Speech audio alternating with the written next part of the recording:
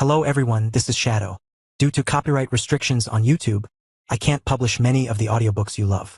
That's why I've created a special paid service where you can enjoy over 300 high-quality audiobooks from platforms like Webnovel, Pocket FM, Audible, Wuxia, and more. Each novel comes as a one-time purchase, no subscriptions, no hidden fees. After payment, you'll receive full access via Telegram, along with all future updates for that novel.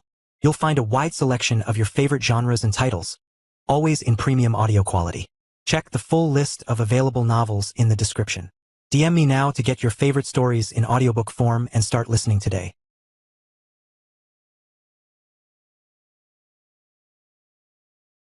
Chapter 744 Small Huts. Wow! In a gathering of beast folks, I would have thought that the arrangement for regions would be a lot more equal. They could have separated each region like a pie chart, with each race having an equal share in New Sparta. But clearly, the Draconians had the advantage against the others as they completely dominated the center of the territory. I did hear that the Draconians were the one who started New Sparta, so it would make sense why they had the centerpiece. The other beast folks could have just moved in after the Draconians had already settled in. So the only space they had left was outwards. That's where the beast folks were living. But what about humans? As he moved closer, he finally saw a cluster of small huts outside New Sparta. Is that? On the outskirts of New Sparta, he saw a collection of wooden shacks and cabins which had plenty of humans occupying inside. There must have been tens of thousands of humans just camped outside of New Sparta. He then began scanning through the crowd, searching for a familiar face when he finally found someone in the huts. He immediately exited the drone's pocket dimension and floated down towards a small hut near the lower left quadrant of New Sparta. As he got closer, he saw Reptar, with his usual cowboy hat and spurred boots, talking with his employees and commanding them with vigor. Reptar only noticed him once he finally descended into the ground. "Michael, you made it!" Reptar greeted, giving Michael a big hug. "It's been a while. How are you holding up?" he asked. Good. I got lucky and had some business ventures that got me quite a few sand dollars to spare. But as you probably know, it's always not enough. That's why I'm putting all of my effort here in New Sparta." Michael looked around, noticing that the Reptar had made quite a home for himself here. Judging from the heavy-set furniture around him, it looked like Reptar was setting up for a long stay here. Reptar noticed his look and chuckled. "Our living situation is not ideal, haha. But it doesn't matter. So we are going to be staying here outside of New Sparta." "Yup. New Sparta is only for beast folks. We can only visit it or set up our shop there. But we can't be permanent tenants. But it's better this way because it would be much easier to transport our goods to and fro New Sparta." Michael didn't mind the living situation, especially since he could just teleport to the nation of Reborn whenever he needed to sleep. "But why are you all living in huts? Why not build an actual structure?" he asked Reptar. Even though they didn't have concrete to construct buildings extremely fast, they could still use conventional tricks to build a house in a matter of a month or so. "Others do," Reptar replied. "But New Sparta's only going to last a few months. A year at the most, so it just isn't worth the effort." "A year at most? I haven't heard of that." "Ah, I forgot you weren't in the meeting. The Draconians decided that New Sparta is only going to last for a limited amount of time. From this point onward, we and other companies would have to vie for the beast folks' attention. You see all those other people in the distance?" Reptar pointed at the small cluster of huts surrounding them. "They're from neighboring territories, and we will have to compete with them and prove to the beast folks that we are most deserving of their time.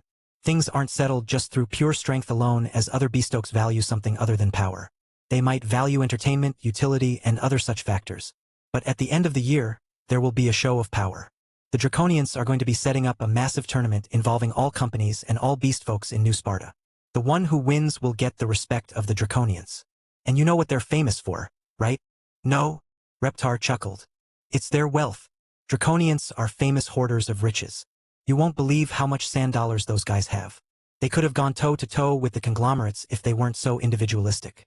Michael was glad to know that the competitions in New Sparta weren't just going to be a test of strength.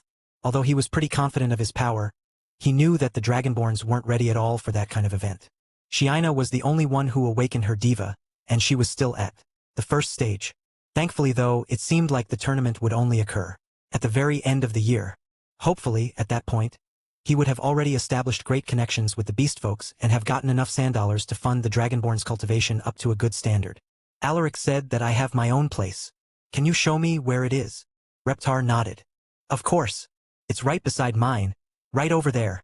He pointed at a small hut surrounded by lots of open space, ready for an expansion. Your place is actually the best position to be in. I'm quite jealous, to be honest, said Reptar. It's the nearest to the gate, meaning that you could potentially market your store to the tourists that are going to be coming in and out of New Sparta. Why didn't you get it? Reptar chuckled. Are you kidding me? I don't deserve this place. Only, those that are in the major factions are the ones that have positions in similar places. Back in the meeting, they all unanimously decided that Michael and the Reborn company had the same weight as the major factions. He was just below that of the legacies but above that of the rising. 6. He was an entire league of his own. That was why he deserved this spot. Thanks, Reptar. No problem. Just holler out to me if you want to ask any questions. We're neighbors after all. Michael then walked over to the small hut reserved for him. The whole place was literally built with just a few sticks as foundation, with a giant cloth covered on top of it. It wasn't a place meant to give you a comfortable night's sleep. But that didn't mean it had to be. Perhaps this was a great time for him to show off the wonders of concrete to the tourists. Chapter 745 In Between Quadrants. But before doing anything, Michael decided to take a look around first. It wouldn't hurt to get the lay of the land in order to get a better perception of the different cultures of the beast folks. He couldn't just start building concrete skyscrapers out of nowhere. Perhaps some cultures wouldn't appreciate that kind of stuff, especially if it was done out of nature. More probable than not, constructing concrete buildings would be okay, but it was still best to make sure. He walked back over to Reptar's hut and asked him about entering inside New Sparta. You want to take a look around? Yeah, sure. Anyone is allowed inside as long as you're just there to have a tour. But beware that some beast folks value their privacy, so you can't just enter inside a home where you're not invited. Of course, Michael wasn't planning on doing that. He was just going to have a look around and see the different cultures of beast folks he had yet to see. He had seen the vampires, the elves, and the mermen out of their habitat. It would be a cool sight to see them in the comfort of their own homes. He then walked alongside the walls of New Sparta, which was made out of big stone blocks fit together like a puzzle. On the way, he saw many other huts and cabins housing people from all over the royal continent. After eavesdropping on a few conversations he came across, he found out that there were even some visitors who were from the northern part of the Queen's regions. Beyond Metropolis was the lands where most of the conglomerates were stationed. This meant that the quality of life and cultivation there were generally a lot stronger than that of the people in the lower regions. I heard that even the conglomerates are interested in New Sparta. Damn. And here I thought Metropolis was going to be our biggest competition. Can't they have just stayed up north? They can't not when there's draconians involved. Michael continued on and eventually reached the entrance of New Sparta. As he stepped inside, he found himself in the middle of two vastly different environments. When he looked to the right side, he immediately knew which race it belonged to. Instead of buildings, this quadrant only had a large lake inside. This was the merman's side. He peered through the ocean blue water, seeing glowing corals and other fuzzy lights buried showing signs of an aquascape underneath all of this lake. It must have taken immense magic to create this lake. In contrast to that environment, the left side of the quadrant was vastly different and more earth-like. It contained a forest made out of tall, thin trees that reminded him of the countryside. All it needed were vast mountain ranges, and this would have been a sight to see. In the distance, he saw wooden cabins and shacks forming a tight-knit community, a tribe, perhaps. That's the werewolf side. There was a very thick fog that obscured people from peering through inside, but Michael used his supreme skill to see through the light mana signatures in the forest. Finally, he saw the first signs of werewolves in the area.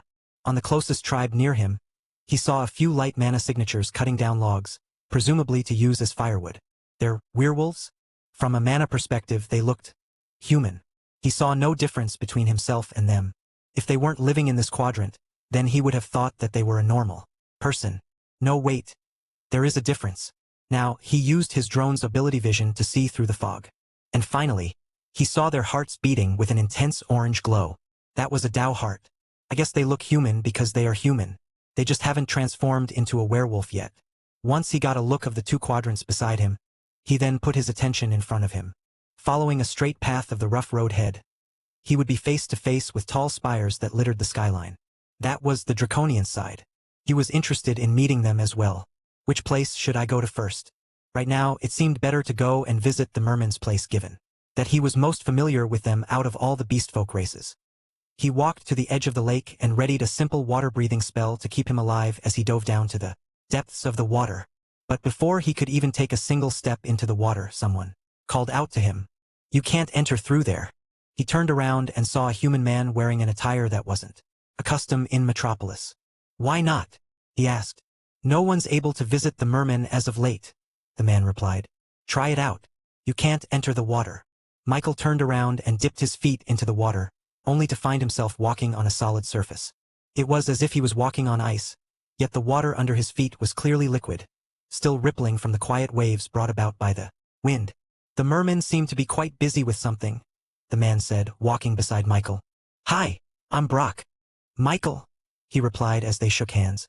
Brock looked at him up and down. Say, you're pretty young for this, aren't you? Are you alone? Where's your group? They'll come later, Michael replied. Well, you better have come with a lot of backup because there's a lot of competition going around. Metropolis, Zenthaven City, and Bonacore Town. There's lots of big names that I do not want to cross. I'm just from a small town near the eastern shore. Nobody even knows its name, so nobody is going to take me seriously. That's why us small groups should work together. We stand no chance against those big guys if we fight each other. It seemed that Brock approached Michael in the hopes of recruiting him for something. Seeing his obvious youth, Brock thought Michael was a young, scrappy businessman who hoped to make a name for himself in New Sparta. Michael didn't correct him. What do you say? Brock asked him. Sure. What are we doing? Come. I'll show you around, Brock said, gesturing for him to come along. Brock led him near the boundary of the werewolves' quadrant. There, he saw a big gathering of humans who all seemed to be ready and geared up for a fight. Judging from the look on their faces, as well as the heavy armors and well-polished weapons they had on their backs, it seemed that there was something going on in this place that involved a fight. What's happening? He asked Brock. These are all the people who are going to be fighting for a chance to enter the Brown Blood tribe, Brock replied. Brown Blood tribe? Brock nodded. Yep, that's one of the tribes in the werewolf race. They are currently one of the few who are offering a chance for humans to enter into their place and have a chance to establish a relationship with them. Michael was pleasantly surprised to have lucked in on this event. After all, that was exactly what he wanted. He wanted to try and meet with the werewolves, and it seemed that this competition was what was going to give him that. What's the competition about? We still don't know, but given that most of the werewolves value physical strength above all others, we think that they're going to be giving out a test of physical feats. That's what we are all preparing for. Brock and the others were looking as prepared as possible, bringing all kinds of weapons and armor that would make them seem appealing. To the werewolves, they didn't want to look feeble. Just then, Michael heard some murmurs coming out of the group. They seemed to be talking about a person in the far distance. Michael saw an old man with white hair and a hunched back, walking along with a few other tanned humans wearing fur clothes. Those are werewolves, Brock whispered to Michael. Even that old man? Michael asked. Those brawny men looked like the typical werewolves he saw in fantasy, but not the old man. He seemed more fit for sci-fi books. No, that old man is different. Don't you know him? Michael shook his head. That's Professor Lichtenstein. He's a famous historian that even Vanderbilt greatly respects. He might not be physically strong, but the knowledge he possesses makes him a very powerful human. Michael stared at the professor, seeing him walk with the werewolves, who gave him respect by walking at his slow pace. Why is he here? He asked Brock. That I don't know, but if Professor Lichtenstein is here, then there must be some kind of discovery that has been unearthed. That's the only reason why he has shown himself in New Sparta. Chapter 746 Professor Lichtenstein looked to be the type of person obsessed with history.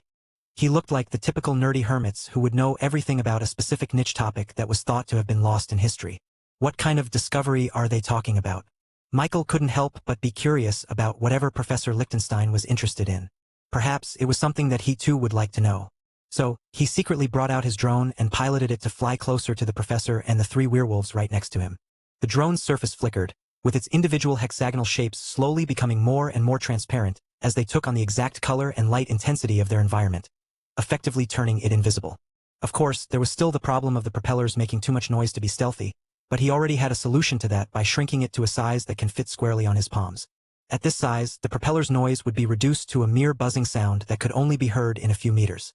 Still, there could be a chance in which the werewolves had a distinct sense of hearing that surpassed that of humans. After all, that was what werewolves were famous for back in his previous life. The werewolves still looked human and had mortal characteristics for the most part, but he still didn't want to risk it. He decided to submerge the drone underground, making use of the phase-through upgrade that he purchased a while back. As soon as the drone sank into the soil beneath his feet, the buzzing sound practically turned non-existent. The deeper he went with the drone, the more stealthier it became. He didn't go too deep though, as he too wouldn't be able to hear the conversations between Professor Lichtenstein and the people next to him. Once he was directly under the professor, he slowly ascended the drone. He finally picked up on the sounds above him. I can't be late for this meeting. Tell your patriarch that I appreciate his hospitality, but I cannot stay here for much longer. I must leave. I'm so close to finally discovering the history of modern humans. Professor Lichtenstein said, looking haggard. The patriarch insists. He greatly values your insight in werewolf history, said one of the tanned humans next to him. For a brief moment, he could hear a sound of a low growl emanating from the humans. It didn't look like it was on purpose, but rather a product of their nature as half-man, half-wolf. Don't you get it?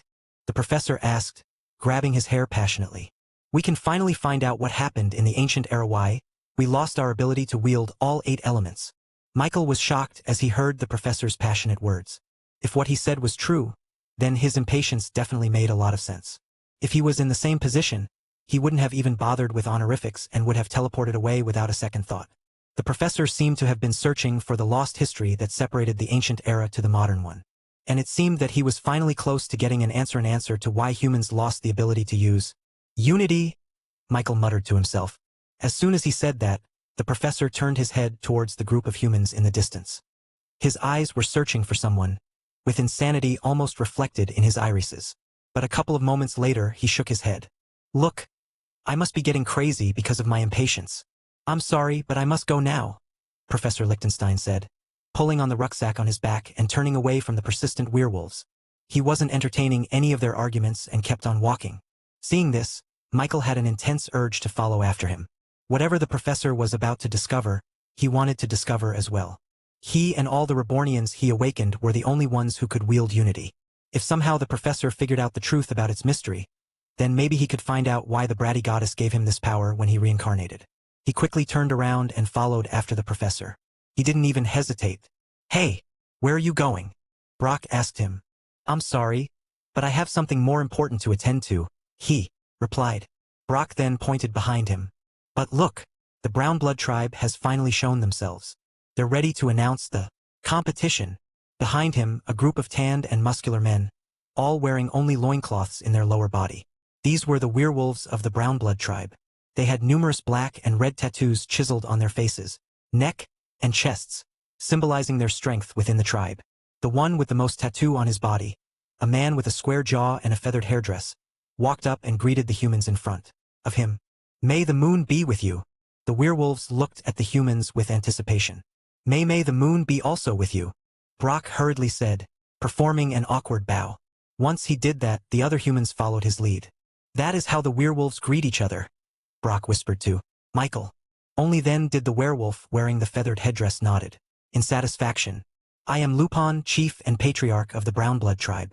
I have come here in search of a great warrior, one that will be worth enough to serve alongside us in this territory. Lupin's words brought excitement to many people looking for this exact opportunity. If they became of service to the Brown Blood tribe, then the potential business ventures and sand-dollar salaries that they could earn could set them up for a lifetime. However, only those blessed by the moon shall be allowed in our tribes. The other werewolves beside Lupin crossed their arms on their chests and glared at the humans in front of them. A subtle wolf's howl emanated from their bodies, followed by an invisible shockwave of pressure that brought up a gust of wind that blew towards the humans. This was a test. Those who flinched would know to themselves that this competition was above their level. A few people dejectedly turned around and left with their bodies still, shivering from fear. Brock looked shaken, but he was still able to stand still and face the werewolves with conviction. Good, Lupin praised. We value humans who show great talent with the sword, one that could cut even the toughest of hides. We are not looking for mediocre. We only want the best. Therefore, you humans must prove yourselves to be worthy by besting other humans of your level in a duel. Brock inwardly celebrated as he heard that. Did you hear that, Michael? They're searching for swordsmen. It's going to be a tournament that I have a chance to win in. But contrary to Brock and the rest of the humans around him, Michael was way too caught up in another thing to be excited at this revelation. He was in a dilemma. Should he follow Professor Lichtenstein, or should he pursue the chance to make a connection with the werewolves? Chapter 747 Lotto Ticket. He was having quite the problem. On the one hand, he could be on the verge of unraveling a mystery that plagued the entire world. And on the other, he could open himself up to an entirely new source of sand-dollar revenue. Both were extremely important. He wasn't willing to give up on either one of them. What are you doing, Michael? We have to go write our names in the tournament. Brock urged Michael to line up alongside the other humans waiting to show their swordsmanship to the werewolves. There were only limited slots, which meant that Michael could very well miss this opportunity if he kept on hesitating. After a few seconds of deliberating, he made his choice. He turned around, intending to catch up on the professor. "You're not going to join the tournament?" Brock asked him, disappointed. Michael looked back at him. "I am going to join," he replied. "But how? It's just not going to be me who's participating." This was a competition meant for swordsmen. Michael was a little bit familiar with the sword, given that he frequently used his unity saber to fight. However, it would be a disservice to all swordsmen if he were to proclaim himself as one of them. Just because he used a sword didn't mean he had mastery over it. Now, if he were forced to fight as a swordsman, there's always the choice of using ChatJK5's enormous database containing martial arts like kendo, arnis, or fencing. However, he'd still lag behind against a true talent of the sword. So, it would be best to have someone actually proficient with swordsmanship to enter the tournament instead of him. He just had the person in mind.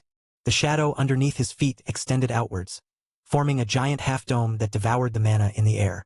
Then a second later, the shadow subsided and out came Jakku, the eldest of the Dragonborns. The dark blue-scaled Rebornian was still laying down on his side, his eyes closed, and a comical bubble coming out of his nose. "Pop! Huh? Young?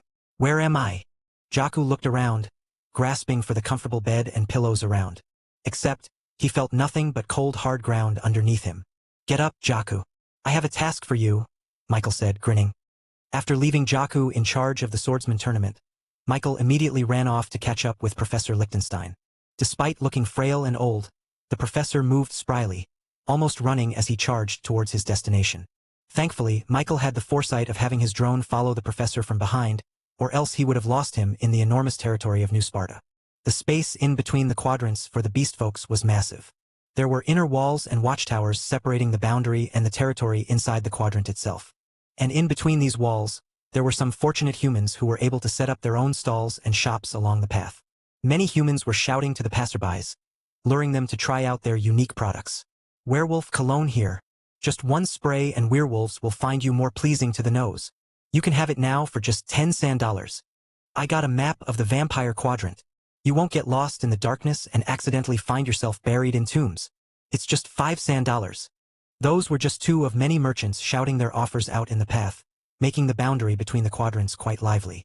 Michael squeezed his way through crowded streets, with humans and carriages alike moving through the path cramped up like sardines. After following the direction of his drone, he eventually caught up to the professor, seeing him look around him anxiously before running towards a corner. He ran after him, finally pushing past the crowd and into the isolated corner. As soon as he turned the corner, Professor Lichtenstein suddenly jumped out in front of him with a crazed look on his face. "Who are you? Who sent you?" Michael immediately raised his hands and tried to portray that he had no harmful intentions. "No one sent me," he assured the professor, but it didn't seem to work. The man was too paranoid to believe anything right now. "Tell me now or else I'll destroy what you value the most." Professor Lichtenstein took out a knife from his pockets. Then he pointed it towards his own head. "If you don't confess now, I'll destroy my own brain," Lichtenstein threatened. Michael underestimated how crazy the professor would be. He didn't think that following him would lead him to be suicidal. One would think that he'd use the knife to try and kill his oppressors. But instead, his first thought was to destroy his own brain. How crazy would one have to be for that to be their line of thinking? "I'm not here because someone sent me. I'm only here because I'm curious about what you said earlier." The professor still pointed the knife in his own head, just a mere inch away from penetrating his temple. But thankfully though, the craziness in his eyes lessened. He seemed to be starting to believe in Michael's words. The professor looked behind Michael. "Looks like you really are alone, but I'm still not convinced. How would you even know what I'm talking about?" "I have my ways," Michael said. "But does that even matter? Why are you so paranoid anyway?" The professor stared at Michael before he paced back and forth, biting on his nails. "I'm so close. I can feel it. It's going to be the discovery of a lifetime and will change the world as we know it. I've spent my whole life searching for this answer, and you can be damn sure that I'm going to protect it for myself." Michael was starting to understand what kind of person the professor was. Lichtenstein was akin to a person holding a winning lotto number. Anyone would feel anxious holding that ticket. After all, if he was the one who solved the lifelong mystery about the ancient era, then his name would be hailed in the history books as one of the most influential figures of the world. For a historian and a professor like Liechtenstein, that would be the greatest honor one could have in their profession. So, it made sense why the professor acted like this, thinking that he was mere moments away from a breakthrough. "It's fine if you don't believe me," the professor said somberly. "Everybody thinks I'm crazy, but I know it. If I could get the last piece of the puzzle, then I'll finally know why we lost the power to wield all 8 elemental mana, the one called dash. Unity," Michael muttered, finishing the professor's words for him. And as soon as he said that, the professor backed away from him in utter shock. How do you know that?" Michael looked at the professor. "Unity is what happens when all 8 elements are combined, and it's what allowed the ancient humans to wield the immense power that they had." The professor stood there, speechless. He didn't think anyone other than him would know about that. But just as the professor was about to speak, the door behind them opened. Chapter 748 1I. Chapter 748 1I. The door opened and a man wearing a hoodie that covered half his face appeared before them. He clearly valued his privacy, seeing as he kept on looking around as if wary of any people that would eavesdrop on their conversation. "Professor Liechtenstein," the man greeted. "Our leader will see you. Now dash." But before he could even finish his sentence, he noticed that there was one other person that was unaccounted for. "Excuse me, who is this?" the hooded man asked, gesturing towards Michael. Professor Liechtenstein, without a moment's hesitation, made up an excuse for Michael. "He's my protege. He's studying under me to learn more about the world's history." The man stared at Michael, looking at him from head to toe. Even though his eyes were obscured from his hoodie, Michael could feel the man observing him with the utmost intensity. Unfortunately, the professor's excuse didn't seem to work on him. "Professor, you do know that our leader wants this meeting to be as discreet as possible. We do not want unknown people finding out about this," the hoodies man said. This would have been the greatest excuse for the professor to leave Michael behind. However, Michael's mutterance of the word unity made him all the more curious about the boy's true identity. If Michael knew about that mystery of the world, then perhaps they had more in common than he first thought. "He has to be with me," the professor insisted. "I won't be able to do my work if I don't have him by my side, or do you not need my help anymore?" Liechtenstein's threat of completely abandoning this meeting seemed to have finally worked on the hooded man. He bit his lips before eventually nodding his head. "All right, both of you follow me. Under no circumstances are you to leave my side," he instructed them. After that, the man pulled his hoodie down, further obscuring his face before he started walking back through where Michael and the professor came from. "Follow me," the professor said to Michael, signaling for him to stay by his side. While they were walking, the professor leaned in towards Michael and whispered, "If they ask you any questions, just say that I'm your teacher and I instructed you to not say anything." Michi looked at him. Why did you have to lie? He appreciated the professor for covering for him, but Michael didn't see the need to lie in the first place. "The meeting that I'm about to have is supposed to be as discreet as possible. They could get in trouble if people find out that they're about to give me this information, so you'll have to excuse them if they seem a little paranoid." Michael understood that and didn't question it any further. He just followed behind the professor and the hooded man before they eventually exited out of New Sparta and came across a hut out in the distance. The hut was hastily made. He couldn't see any signs of furniture inside after peeking through the small gap in between the cloth door. It seemed that this hut was specifically made to be disassembled as soon as the meeting was over. Eventually, they reached the hut and the man signaled for Michael and the professor to stop. "First, I'll inform my leader of your arrival," he said before entering the small hut. Michael could hear a faint discussion from two men talking about him. The hooded man was basically asking for permission from his leader about the unexpected appearance of the professor's protege. Eventually, it seemed that their leader relented. The hooded man came back and gestured for Michael and the professor to come inside. As they walked through, Michael saw that they were only meeting one person. It was a middle-aged man with a stocky build, a bald head, and a patch on his right eye. "Welcome, Professor," said the supposed leader. Professor Liechtenstein immediately moved towards the man and sat on the chair opposite him. He didn't waste any time before asking the question he so desperately wanted to find out. "Do you know where the antique is located?" The bald man with the eye patch didn't answer the professor's question and instead turned towards Michael, gesturing for him to have a seat right next to the professor. "Please sit. You can call me One Eye. May I know who you are? Forgive me, but I haven't heard of the professor having a protege by his side. He's quite infamous for being too focused on his studies, making him neglect forming any connections outside of the scrolls and books he's buried in." Michael was about to speak before the professor answered the question for him. "His name is Kyo. I found him an orphan and took him in as my student after realizing his talent in history." "Oh," One Eye muttered. What makes one talented in history? Do you, perhaps, know the history of Godforge pieces? This was a test intended to truly see if Kyo was truly the professor's protege. The professor started sweating as he realized that One Eye wasn't going to be as easily fooled as he thought. He quickly opened his mouth about to answer when Michael stepped in and gave a response.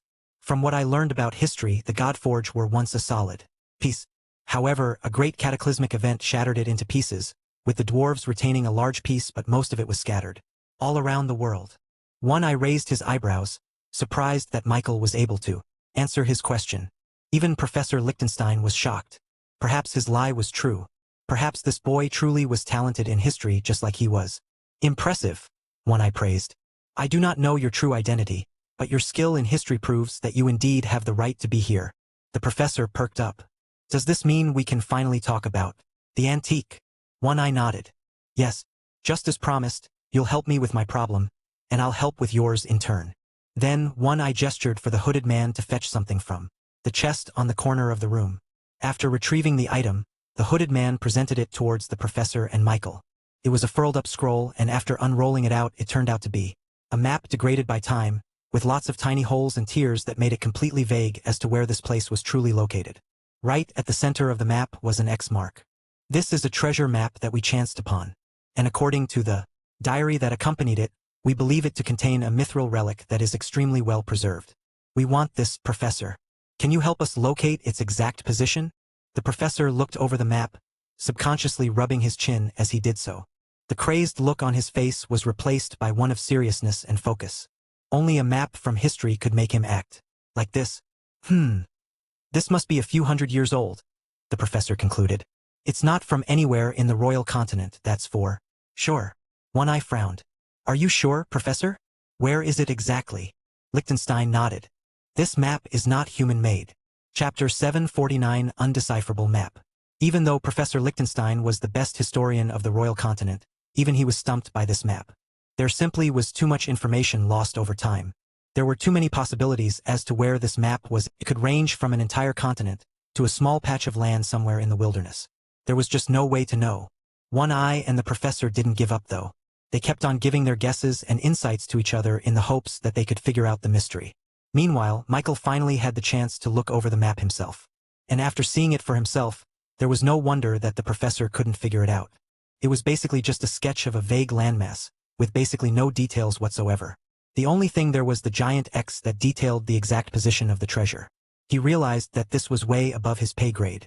He actually wasn't a historian. But just as he was about to give up, he suddenly heard a notification from ChatJK5. Would you like me to cross-reference the treasure map with the database? The chances of success is about 99%. Michael was surprised. You can do that? Of course, Michael. You underestimate me. I am the best AL assistant in history. Figuring this out is just a matter of time. The processing power of ChatJK5 was truly something to be admired. Within just a few seconds, an answer was laid right out in front of him. A 3D holographic map was displayed in his vision, showing a tiny island full of strange vegetation like trees having tentacles and mushrooms growing as big as boulders. On the top, the name of the island was written. The Forbidden Island, Elven Kingdom. What a coincidence. He had just learned about the Elven Kingdom's map just a few days ago. Not only that, but he'd also visited the same exact island just recently. My apologies, but I would need at least a few months of study before I can decipher this map, said the professor. That is very understandable, but disappointing, One Eye muttered. Just then, Michael raised his hand. I think I know where this is, he said. Both men turned to look towards him. You do? The professor asked, stupefied. Tell me, One Eye said desperately, his eyes having a shine of hope. Michael then took the map and traced the outline of the vague landmass, going over the parts where most of the detail had been completely erased. He continued this until the professor suddenly realized what Michael was completing. It's the Forbidden Islands, Lichtenstein exclaimed as he took the map from Michael's hands. By the gods! It fits perfectly on the map. This must be it. One Eye looked over the map as well. The Forbidden Islands? Where is that? He asked. The Forbidden Island is located on the southwest side of the Elven Kingdom. It stands alone and uninhabited because of the dangerous zephyrs. The only ones who visit that place are archaeologists like me, who are extremely interested in learning more about zephyrs. Last I heard, the only one who came out of there alive is Lazarus. But he's a mystic master, so he's capable of surviving on his own accord. Professor Lichtenstein answered. Hearing this, I couldn't help but be disappointed. If it is indeed located in the Forbidden Islands, then I'm afraid that all of our efforts would have been for naught. We are unprepared to journey into an entirely different continent, much less venture into the breeding grounds of zephyrs. Professor Lichtenstein felt sorry for him. Why are you so desperate to get this treasure anyway? Just to get this new mithril relic? I nodded before taking out a flute from his back. This mithril relic looked to be worse for wear, with lots of rust and broken-off pieces. All of that would surely mess with the sound produced by the instrument.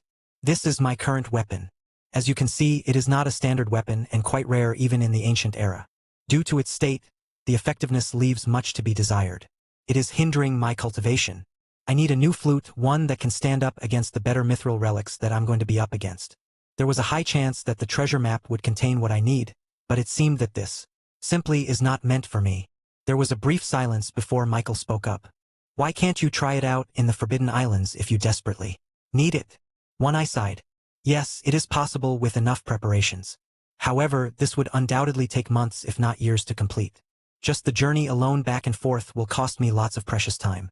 If we were to go, then we would completely miss the All tournament in New Sparta at the end of the year. And this is the very reason why I wanted a new mithril relic in the first place. The All tournament? That must be the one that Reptar is talking about. It's going to be something that everyone in New Sparta will participate in. I am from Bonacore town. We could be considered as the top 3 territories in New Sparta, aside from Metropolis and Zenthaven City. I know my limits. Metropolis is a giant that I know I cannot fight against. Just the legacies alone will be hard to overcome. Not only that, but I heard that there's a new company in Metropolis who is said to have bested even Alaric. It's just a rumor, of course, but I do not want to take that chance. Professor Lichtenstein perked up. Someone was able to beat Alaric? I nodded. There is a rumor that a magnetic, barely in the 4th stage of body formation, was able to beat Alaric who, as it turned out, had advanced to the nascent spirit realm. What? The professor couldn't help but express his shock and surprise at this unexpected news. You mean to tell me that someone was able to beat Alaric, even though he had already awakened in the nascent spirit realm? And his opponent was only in the 4th stage? Preposterous. I couldn't help but chuckle. That's what everyone thinks as well. It is too far-fetched to believe that it is true. Many think that it is just propaganda meant to scare off Metropolis opponents in New Sparta. But I do not want to take that chance. I will stay away from any of them. It's not just far-fetched, it's impossible, Professor Lichtenstein declared. There is no way that someone in the body formation realm could beat someone in the nascent spirit realm, even if for a second. Even a 9th stage body formation magnetic will barely last a second against someone like Alaric now that he'd advanced to the next realm. And a 4th stage doing that? Simply not true. The only thing that would make it possible is if they're a natural magnetic, but they're gone just like the ancient humans. Chapter 750 Jaku's Test. Michael stayed quiet as I and the professor talked about the supposed rumor involving him. He couldn't blame them for their disbelief. It was only natural to think that it was a lie after putting out all the facts in that manner. Anyone would think so. Heck, unless one witnessed it for themselves back in the auction, then anyone would have thought it was an exaggeration. Natural magnetic? He asked Lichtenstein. Can you explain more, Professor? As a historian, there was no one better to ask other than the professor about natural magnetics. They have a natural affinity to the Godforge pieces, wielding them with power beyond a 100% efficiency. Only they can produce a force much greater than those who are on the same level. Some even say that the divas born from their awakening are much more advanced, gaining sentience in their birth. After hearing this, I couldn't help but be interested. Sentience? I can only imagine what a natural magnetic will become after reaching the nascent spirit realm. The professor chuckled at the man's worries. You need not worry so much. Natural magnetics are purely theoretical. The rumor about that genius in Metropolis is surely just that, a rumor. Meanwhile, back in the Brownblood werewolf tribe territory, Jaku found himself trudging his feet as he walked towards the registration. Michael instructed him to win the tournament and he will, but he just didn't get why he had to go through all of this tournament. This type of competition meant that there were many rounds he had to go through, which he considered a hassle. Sigh. I'll win this tournament for boss and treat myself to a 3-day sleeping sesh. Just then, he felt a nudge on his back. He turned around and saw Brock looking at him with a curious expression. You're with Michael? Brock asked. Yes. Boss instructed me to participate in the tournament. Brock couldn't help but look at Jaku from head to toe with a concerned look. He saw the sword tied around Jaku's waist, which meant that his skills were perfectly fit for this tournament. However, Jaku was clearly not a human. He wasn't even part of the beastfolk race. He was a demi-human. And everyone knew that demi-humans do not have the ability to wield ability power, unlike humans with their god-forged pieces and the beastfolks with their Dao hearts. The only thing that demi-humans had up their sleeves was magic. And most species weren't particularly adept with those. I'll help you out whenever I can, Brock said. But good luck. Clearly, Brock didn't think that Jakku would last long in the tournament. Jakku didn't seem to notice Brock's look of pity. He was too lazy to care about what other people thought of him. He simply needed to do his job and return back to his bed as fast as he could. After one of the werewolves took his name for the registration, Jakku went to the very back of the group while the announcement was being made. I have before me the list of great warriors seeking to become an aide to the Brownblood tribe, said Lupin, their chief. The moon decrees a fair trial. For us to do so, a simple test must be enforced. Just then, one of the muscular, tanned men right next to Lupin walked up and showed a straw dummy of a human figure in front of the crowd. Each of you will be given a chance to show your skills in this straw dummy. It has been enchanted with lunar magic to move and dodge like that of a cheetah. What you have to do is simple. The more you kill, the better your position will be in the tournament. Lupin then nodded to his fellow tribesmen. Follow these men and they will lead you to your different testing areas. Multiple werewolves walked forward and began pointing at a specific human in the group. Then, they began leading them towards the forest quadrant of the werewolves. It wasn't long before the thick crowd had lessened, and only a few remained. Just then, Brock was finally given a designated area of his own. Before he left though, he gave a second look to Jakku. He was about to say good luck to the Dragonborn, but he noticed that Jakku wasn't even paying attention. He was sleeping on the grass. Finally, a female werewolf approached Jakku. You, follow me. She was tall, muscular, and tanned just like the other werewolves. She could definitely tussle if she had to. The female werewolf immediately walked out, expecting Jakku to follow her, but he didn't. Annoyed, she turned around to scold him. But when she looked, he was already gone. She quickly turned forwards, seeing Jakku walking beside her while yawning. A look of surprise flashed across her face. He was fast. Your testing area is this way, she said to him. Finally, she led Jakku to a private clearing in the woods containing more than 20 straw dummies scattered around the area. Are you ready? She asked him. Jakku stifled a yawn, not even grabbing his sword yet. How many you defeat will decide your ranking in the tournament. It can even disqualify you if not enough have been killed, she reminded him. But he just nodded along while yawning, seemingly not worried at all about the test. The female werewolf was annoyed and immediately howled at the wooden dummies. As soon as her voice reached the straw targets, they suddenly burst forth with life, moving and strafing around hastily. Their movements were fast and completely random. Not only that, but they could move parts of their bodies independently, making this test truly challenging for swordsmen. The female werewolf then took out a strand of her hair and struck its tip with her finger, causing it to light up into a tiny flame. You have until this hair is burned, she reminded him. But even with this time limit imposed upon him, Jakku still kept on yawning. Annoyed, the female werewolf howled at the straw dummies again, activating a new magic within them that increased their aggressiveness. Instead of dodging away, these straw dummies would now attack with an even faster moveset. 3 of the straw dummies surrounded Jakku from all sides, intending to bash his head with their straw arms imbued with werewolf magic. But just as it was about to hit him, electricity suddenly emerged from his scales, flowing down towards his katana. Then Jakku disappeared. An instant later, the 3 straw dummies were cut cleanly in half. It was only then that Jakku reappeared in the same place as he was before, with his sword still in its scabbard, as if he hadn't even done anything yet. Meanwhile, the straw dummies kept on charging at Jakku without a second thought. And the outcome was the same. They would get cut down with such speed that no one could even see him pull his sword out. The female werewolf couldn't believe her eyes. She increased the difficulty, thinking that he was going to get scared off from the tournament. But instead, he defeated them with ease. Hey, thanks for making it easy on me. Jakku waved to the werewolf. It would have been a hassle if I had to catch them myself. Chapter 751. Aubert. Not even a minute had passed since the start of the tests. Many competitors fought tooth and nail to increase the number of straw dummies they cut down.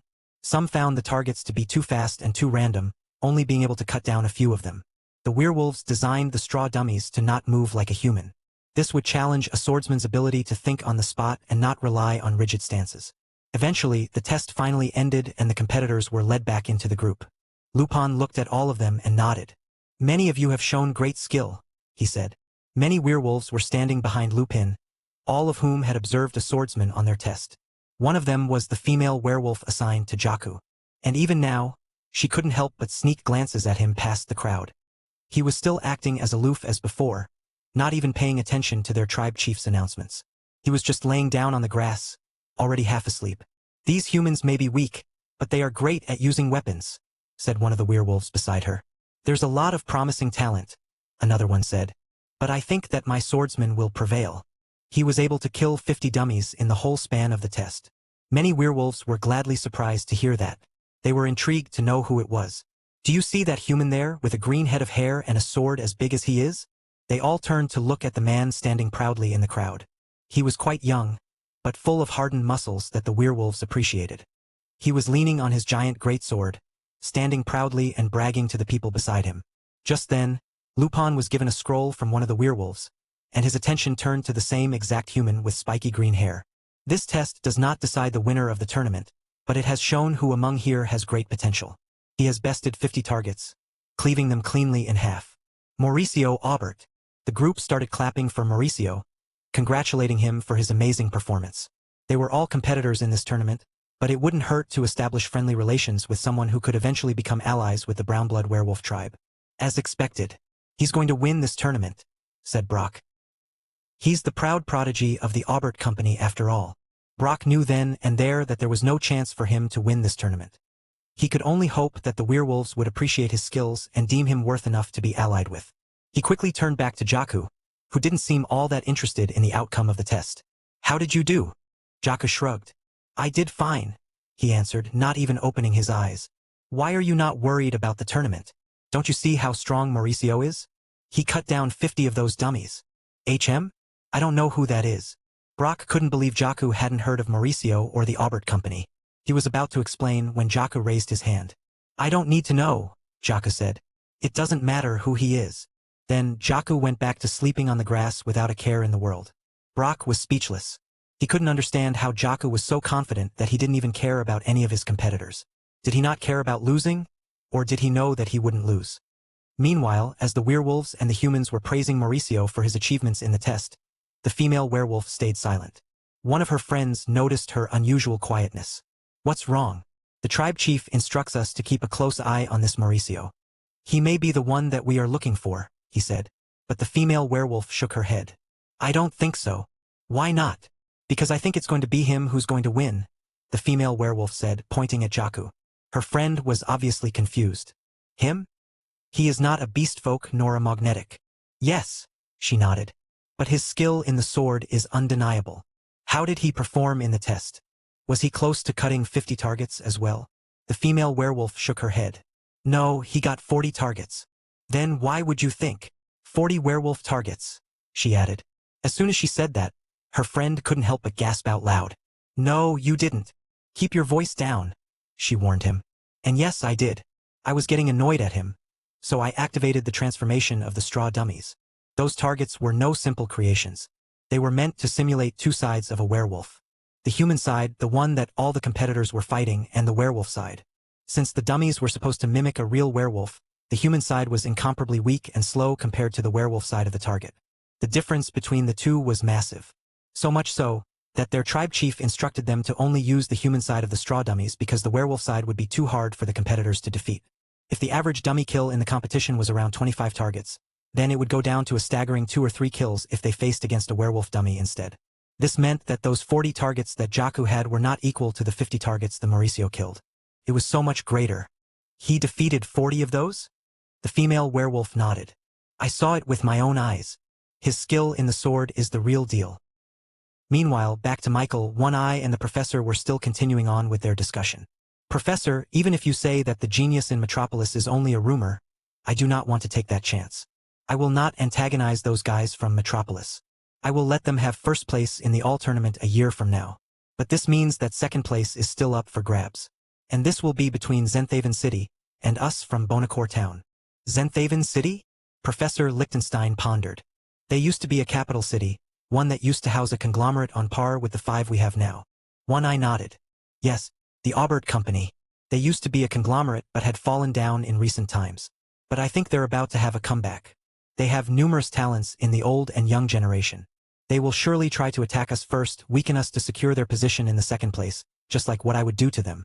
That is why I needed this mithril relic, Professor. With a new and better flute, I will be able to triumph against the Auberts and secure the future of Bonacore Town with the tourists. Professor Lichtenstein completely understood his worries. Yes. I seem to have seen a young man with green hair back in the competition set up by the Brownbloods. That must be Mauricio, One-Eye muttered.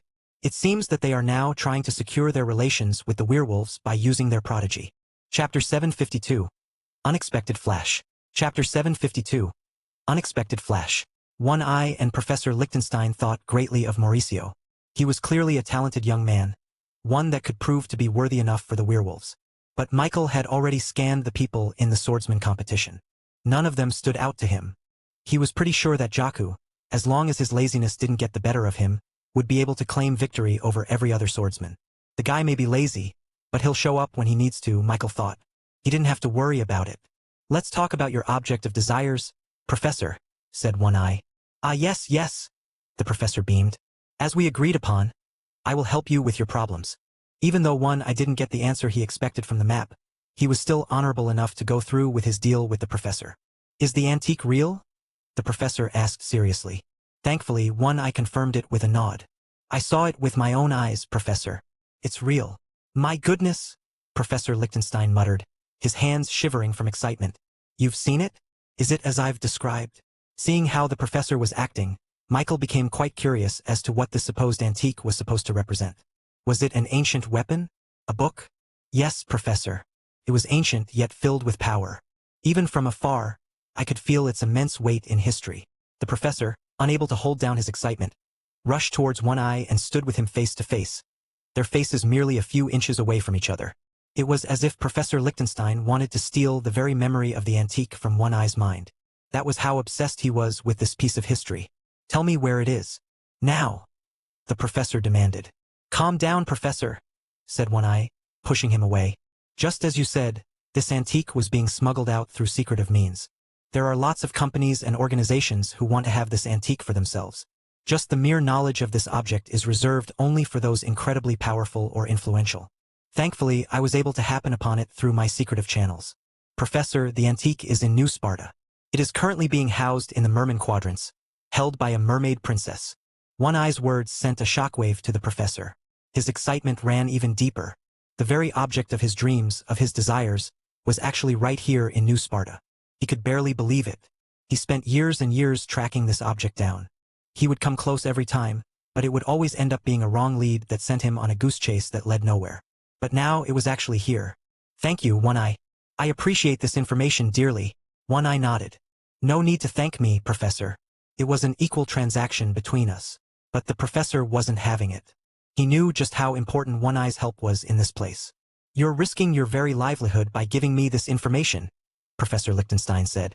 If other people found out about this, then they'd cut off all contact with you and you'd lose all your connections. One-Eye was basically a middleman in the exchange of the antiques. He was just supposed to close his eyes and deliver the antiques to its intended destination.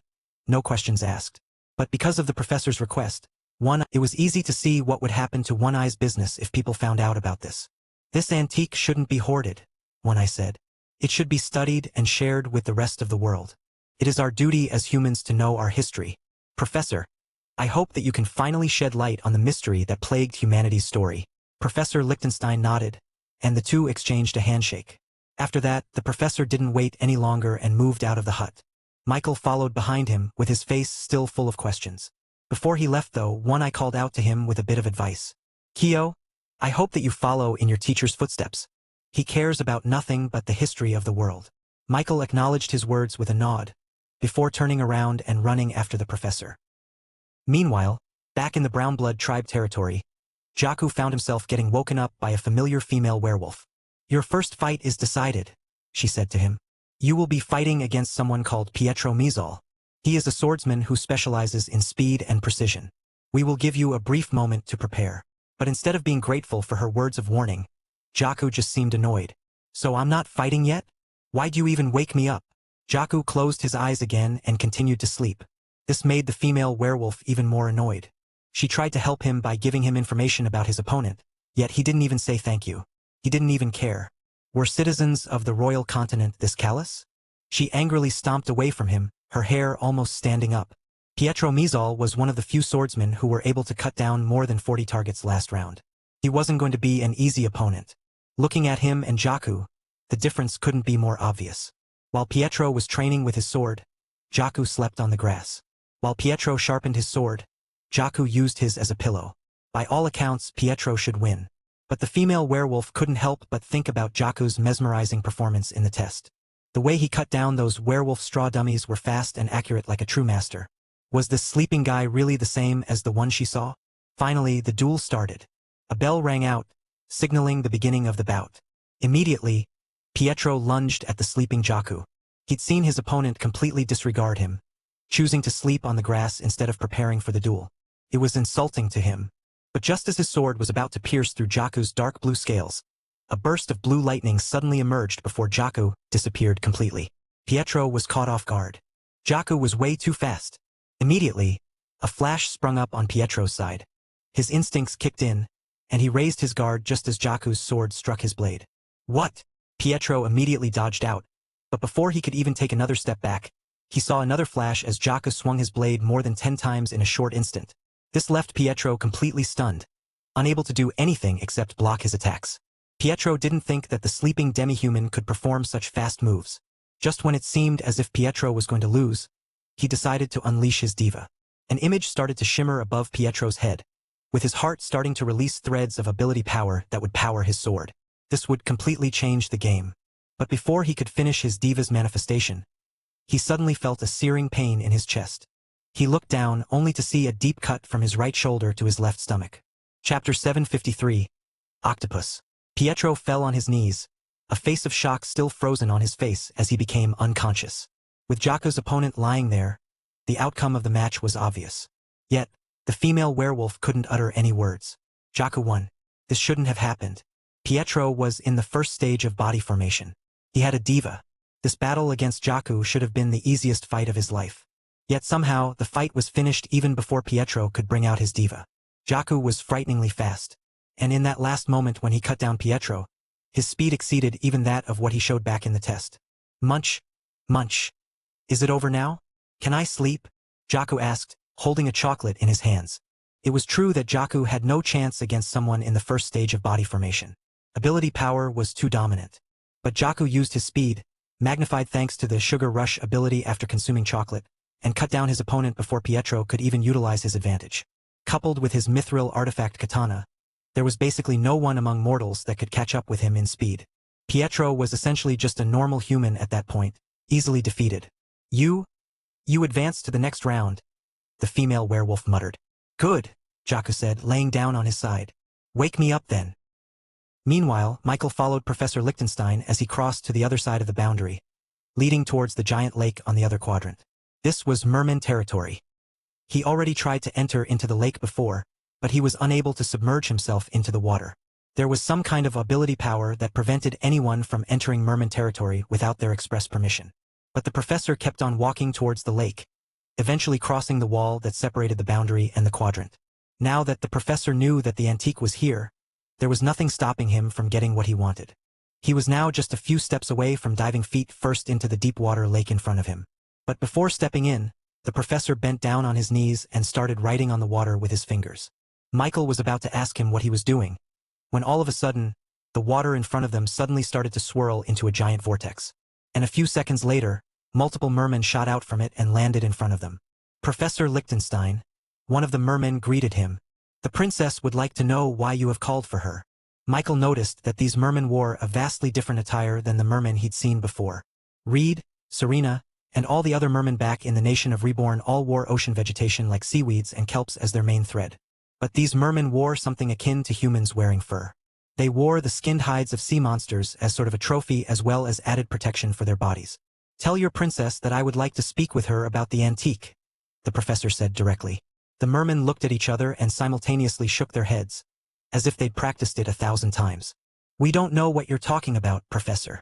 Lichtenstein wasn't having it with the mermen's games. That won't work on me. Tell your princess that I will tell her what she wants in exchange for the antique. The merman still denied his entry. Apologies, Professor, but Tell her that I will help her with the Marianas jewel. As soon as the professor said those words, another vortex suddenly appeared in the lake. The mermen turned around and immediately bowed their heads at this new presence.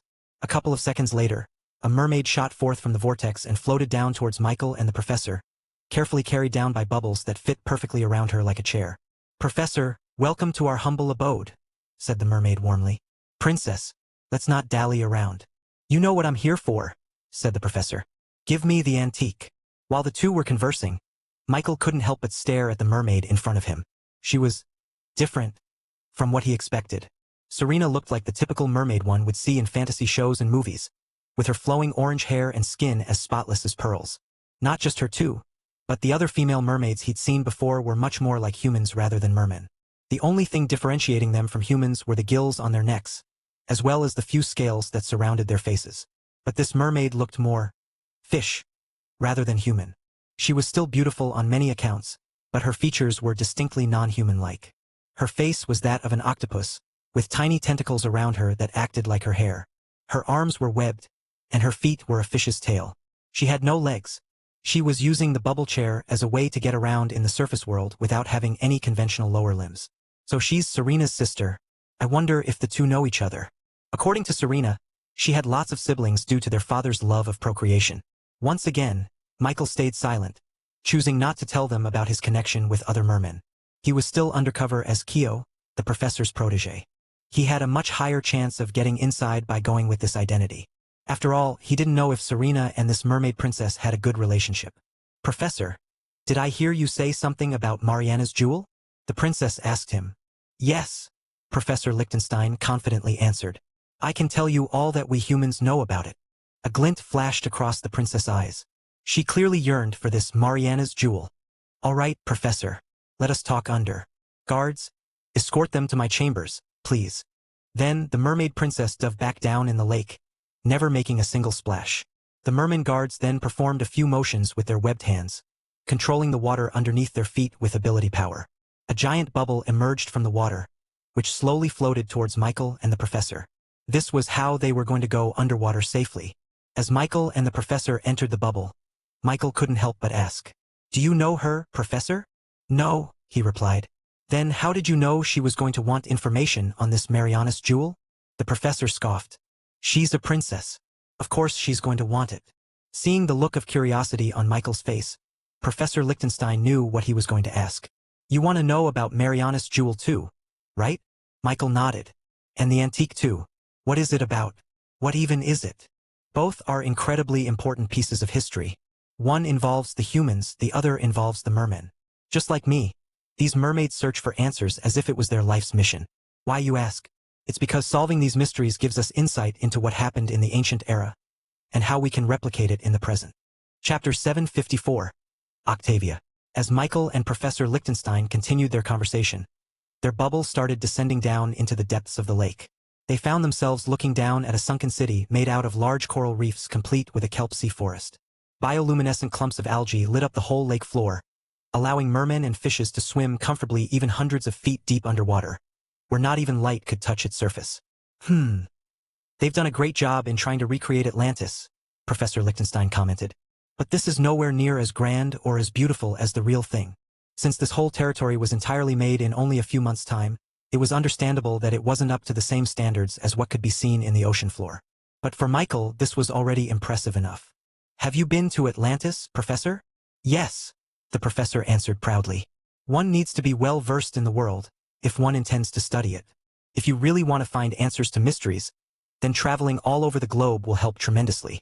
The professor, without knowing it, started treating Michael as if he was truly his protege. Perhaps it was because of the talent Michael showed with deciphering the map that the professor realized that there was finally someone who he could endow his numerous bits of knowledge to. "We're here," said the merman guiding the bubble. Michael noticed that the man's mouth didn't move at all as he spoke.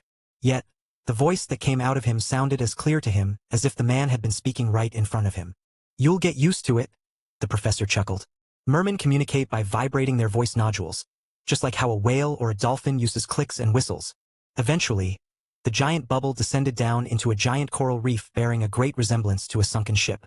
Michael could even see the mast broken in half, now covered in barnacles. "The princess is waiting for you inside," said the merman. The bubble automatically floated towards the giant hole in the middle of the ship, which seemed to be the point of failure that caused it to sink in the first place. Entering inside, Michael and the professor saw numerous other mermen and mermaids, all untypical of the beast folks he'd seen before. These mermen were more fish than they were human. "There's a whole city down here," Michael muttered. He saw merman children playing around in the kelp forest. He saw manatees-human hybrids carrying large rocks seemingly used for construction, and he saw freshly captured krill being served at tables with what seemed to be a restaurant meant for mermen. This was the first time he had seen mermen in their natural habitat.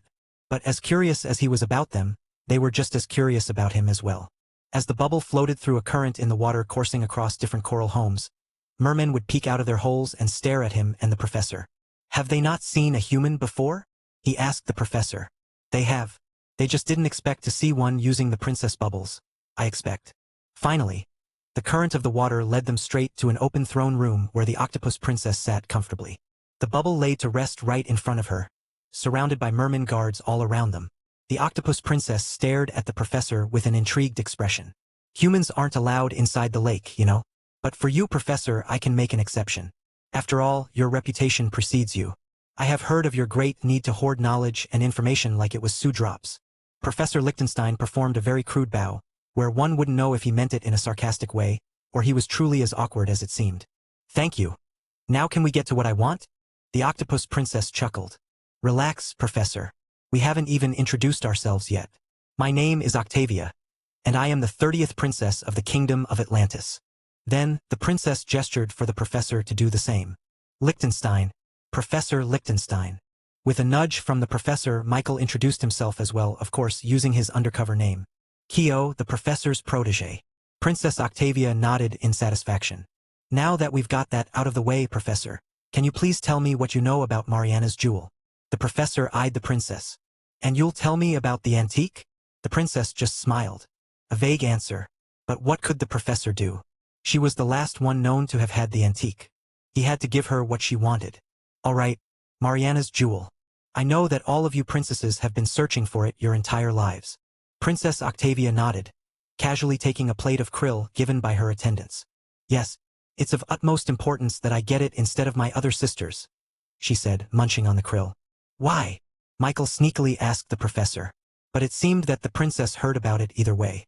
"It's because our father promised us something from the day we were born. Give him Mariana's jewel, and he will give us his kingdom in return. Obtaining it will allow any of us to inherit all the wealth, power, and fame that an ocean king entailed. So, you can understand my obsession with Mariana's jewel."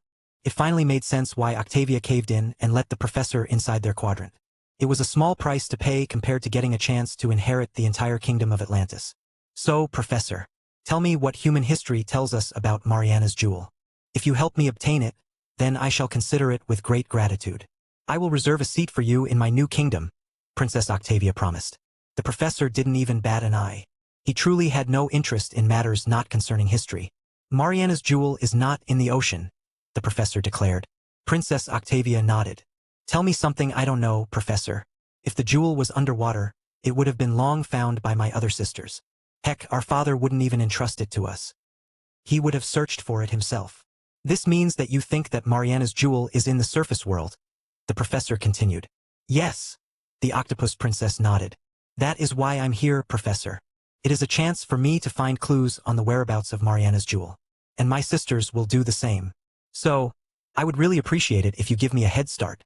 The professor looked up at the princess. "According to knowledge left behind by the ancient era, the Mariana's jewel is not located in the seven seas. It is not even located in the four corners of the world." Princess Octavia hung on the edge of her seat. "It is found in another realm," the professor revealed. Hearing this, Princess Octavia began massaging her tentacle hair. "Another realm? A pocket dimension, perhaps?" It is said that Gaia herself hid the Mariana's jewel by safeguarding it in a completely different reality than the one we live in. Chapter 755, Mariana's Jewel. "Gaia," Michael blurted out. He didn't expect to hear her name all of a sudden. He had always thought of the Iron Maiden as someone only involved in the vampires. But as it turned out, she seemed to pop up in merman mythology as well. On the very last edges of her life, Gaia used her powers to keep it safe during the great cataclysmic event. We do not know where it ended up, but we do know that Gaia's actions saved it from destruction, even now. Michael hung on to the professor's last words. Even now? How are you sure that it's still safe even now, Professor? This time, it was Princess Octavia who answered. It's because we're still alive, human kid. Michael turned to the professor, asking for his explanation. And like a good teacher, the professor answered. It is said that Mariana's jewel holds the very secret to creation. It was the very thing that started life on Earth. Princess Octavia nodded. It's what allowed us to evolve. It's what allowed the ancient humans to become the dominant beings in the world. And it is what is allowing us to continue our life even now. Without Mariana's jewel, life will cease to exist in this world, she added. Michael stayed silent for a few seconds as he digested this new information.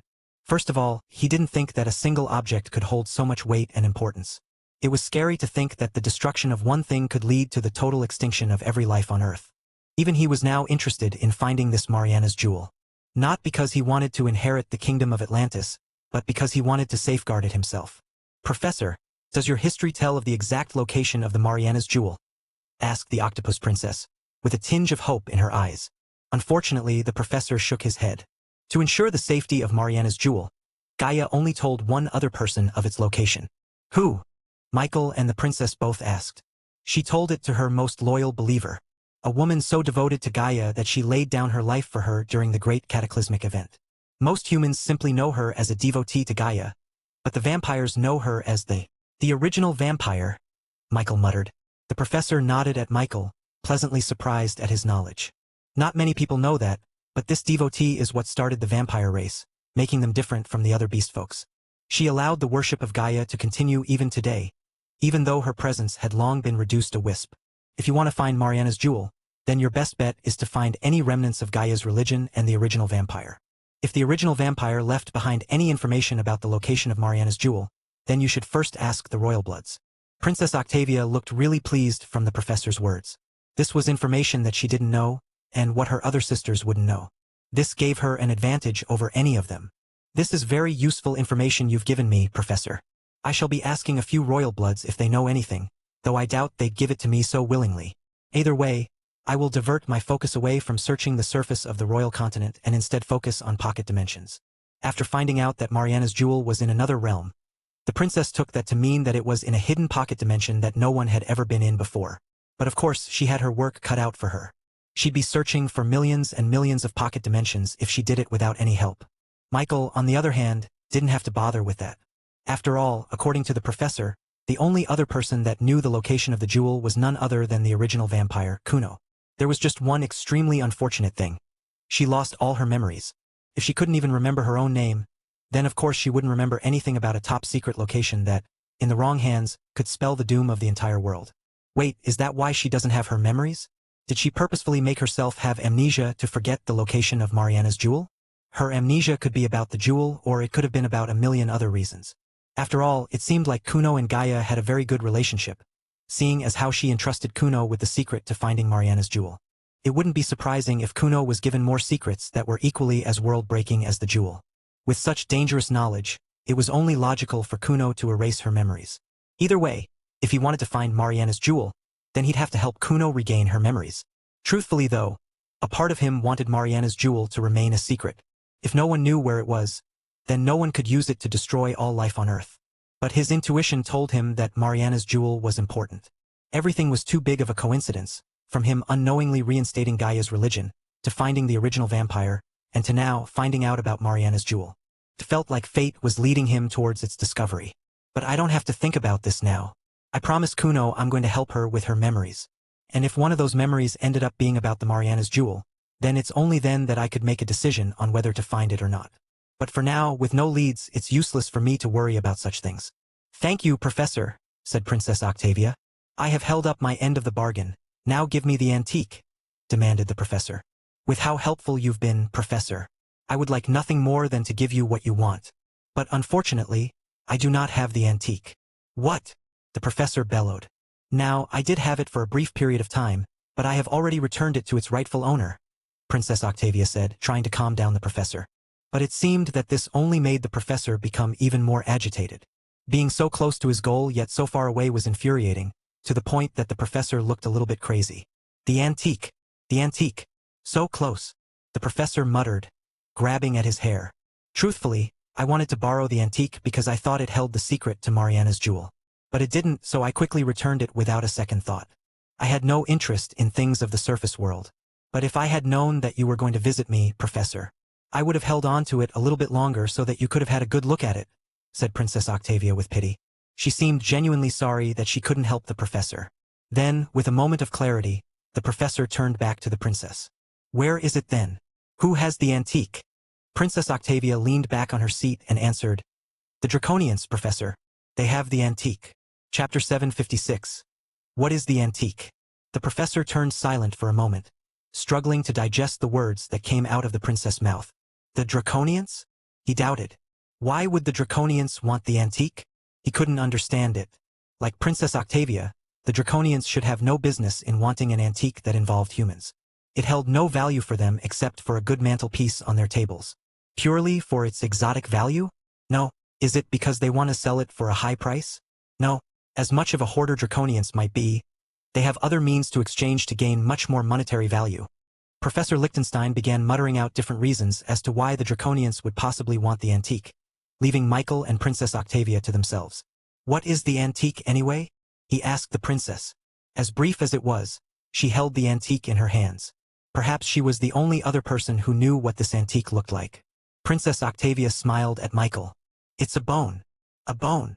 Yes, a bone. Like the ones you humans have under your skin. Michael was shocked that all this time, the piece of antique they were talking about turned out to just be a piece of bone. He thought it would have been the equivalent of the Rosetta Stone with its significance. But it was just a bone. How important could it be that it could solve one of the greatest mysteries in the world? Wait, could it be a bone from an ancient human? How big is it? He asked her. As tall as me, she answered. That was one big piece of bone. If it was just one piece, then it definitely couldn't have been the bone of a human. He'd seen ancient humans from his brief hallucinogenic visit to the past thanks to the bratty goddess, and they weren't gigantic. They looked like normal humans. So it's not a bone from the ancient humans, he muttered. As soon as he said that, the professor suddenly turned his head towards him. What did you say? That it's not a bone from the ancient humans? He repeated. Professor Lichtenstein suddenly slapped his own forehead before chuckling like a maniac. Of course. How could I have been so stupid? You're right. I was so tunneled on the ancient humans that I forgot they weren't the only ones there. Professor? Michael asked. But the professor was so absorbed in his discovery that he didn't even hear Michael's words. They have no need for the antique. Unless they do. Princess Octavia. Did the Draconians say anything about heritage? The octopus princess smiled while nodding. Now you're asking the right questions, Professor. Yes, indeed. I heard them talk about the antique being their rightful heritage. The professor suddenly jumped up while pumping his fist as if he just discovered something. I knew it. Michael couldn't help but be caught out of the loop. Knew what, Professor?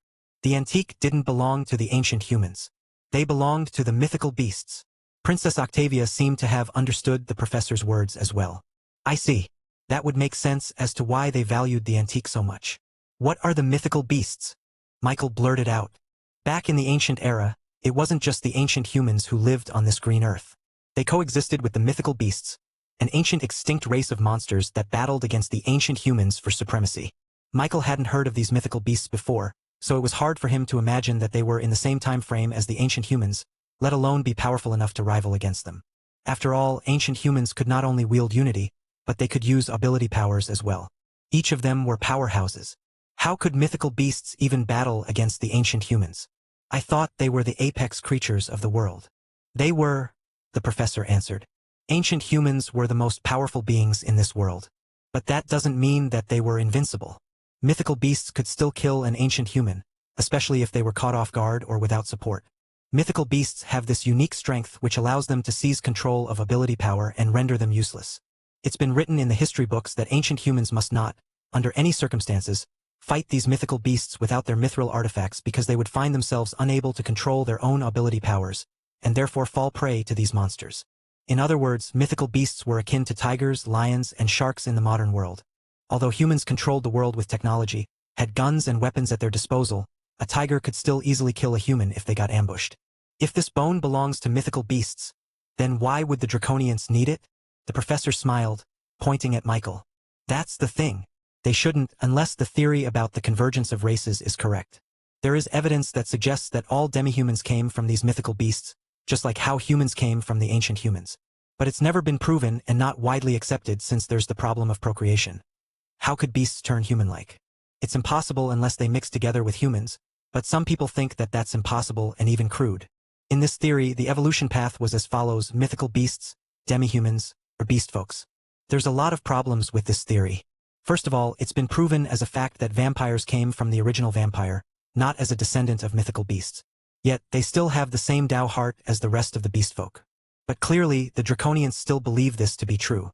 They believe they descended from mythical beasts.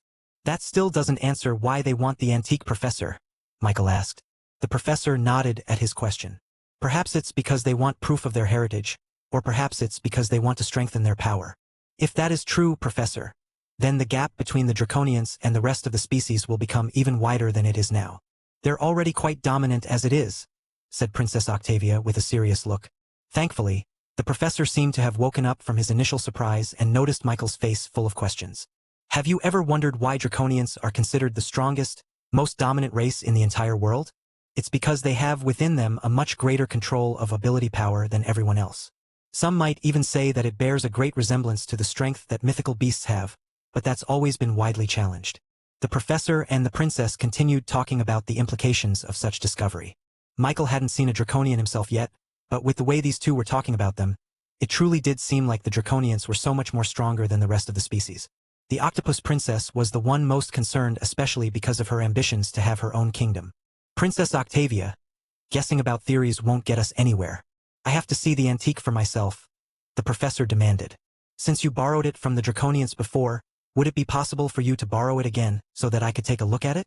The princess stayed silent for a second, her eyes going through the calculations. Seeing her hesitate, the professor promised her something in return. If you help me, I will share with you the results of my findings. This didn't interest the princess that much, seeing as her face remained stagnant. I had to pay for a lot of concessions after borrowing that antique, Professor. I'm not quite sure if I can pay that again. Darn it, the professor cursed. So close. But much as the octopus princess denied it, Michael could see that she wasn't exactly negative about the idea. She just needed a little persuading. Do you want something, princess? He asked her. Princess Octavia smiled. It's so much easier dealing with someone with common sense, unlike the professor who seemed numb about anything except history. You're right. I do need something. I need some help. The professor perked up again. What is it? You see, I am not the only other royal in this lake. And as much as I would like us mermen to rely only on each other, we have to make some concessions and rely on other people. No matter how good we recreate it, this isn't Atlantis after all. We have multitudes of problems here, like the pollution in the water, the lack of diverse food, etc. We're not as familiar with the surface world, so we need the help of the humans. A lot of other merman camps have already secured their own allies in New Sparta, while I have not. This isn't ideal if I'm to be the leader of all Marin here in New Sparta. Michael stared at her. What exactly do you want us to do, princess? Chapter 757. Octavia seeking ally. Princess Octavia squinted her eyes. Do you perhaps know about the Aubert Company? They recently visited the lake a few days back with their prodigy Mauricio, and we were all quite impressed by their prowess. Mauricio could be considered as one of the best youngsters in his generation. Oh, how he would have been a perfect ally. Unfortunately, I was not the one that secured their allyship. I tried, but they were quite loyal to the mammalian merman camp.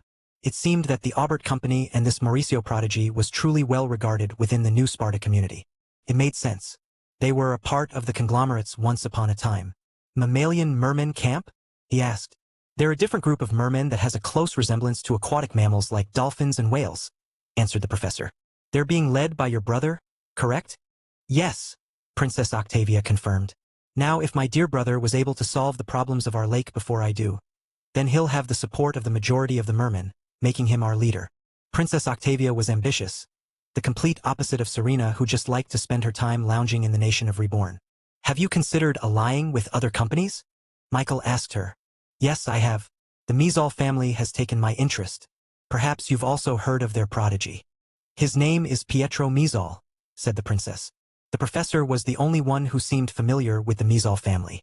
They're quite famous on the western coast, he said. Exactly. They seem to fit our needs the most. We need a steady supply of krill and algae, which they can provide. The only problem they can't solve is the pollution in the water, but that can be done later, said the princess. They need krill and algae? ChatJK5, does modern agriculture have solutions for those? Yes, Michael. But they will involve massive machineries that will require electricity. That's doable, he thought. Is that the only reason why you want to ally with the Mizal family? He asked the princess.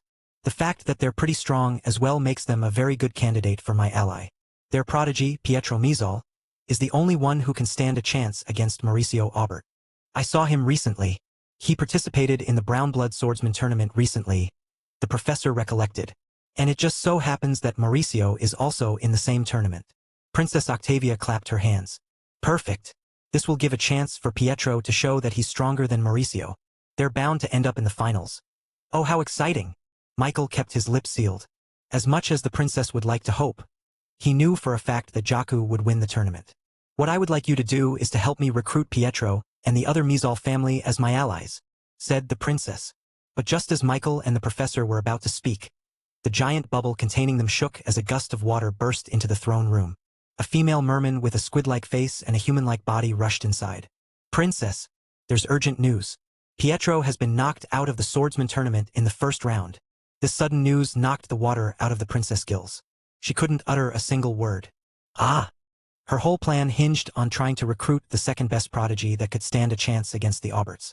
Yet he was just knocked out in the first round. Who defeated him? She asked her hurriedly. Has he inherited Davy Jones' luck and met Mauricio in the first round? The squid mermaid attendant shook her head. Is it someone from the famous human families? No, princess. It's an unknown swordsman. And it's a demi-human. A demi-human? Her surprise was warranted. Although she tried to be unbiased, many people think that demi-humans were the unevolved versions of the beast folks. After all, they had no Dao heart, which meant that they couldn't use any ability powers. How did a demi-human defeat Pietro? He's in the second stage of body formation. We don't know, princess. The werewolves aren't saying anything. The only thing we know is that the fight ended extremely fast. Michael couldn't help but think of a dark-scale dragonborn with a penchant for doing everything fast so that he could have more time to sleep. Only he could do something like this. Meanwhile, Princess Octavia began pondering. It's either Pietro underestimated his opponent, or that the difference in skill is just that big. A thought popped up in her head, one that told her that this demi-human held incredible skill. No, she said, denying the thought. It must have been luck. Kyo, Professor, I have a new task for you. If you can help me recruit the eventual winner of the swordsman tournament, then I will consider us even. Professor Lichtenstein looked up at her. You mean? Yes, I will contact the Draconians and ask them to lend the antique to you. You'll just have to promise me that you'll help me after you get what you want. Of course. Of course. The professor squealed. The princess then gestured for her attendant to give her a coral. Then, she began inscribing on it with her tentacles, squirting ink through her skin. Finally, she handed the conch letter to the professor. Give this to the Draconians. Contains my signature. Unfortunately, I won't be able to join you there since I have a lot of stuff that I need to handle. My sister Serena, who's been in the surface world way longer than me, is requesting a meeting. Professor Lichtenstein gleefully obtained the authorization letter and kept it hidden in his pockets. Come on, Kyo. We have discoveries to find. Michael turned towards Princess Octavia. Princess, you may want to visit the Reborn company. They may have what you need. The princess looked at him and nodded before going back to discussing with her attendant about Serena. After the meeting was done, the giant bubble soon ascended back up to the surface of the lake, with the professor still high from excitement. I can't believe it. I'll be seeing a real bone from a mythical beast. Michael had to remind the professor of their obligations. We still have to help her with recruitment. Yes, yes, the professor nodded. But it's more than likely that Mauricio will end up taking the championship in this tournament. We'll have to settle with second place. Michael shook his head.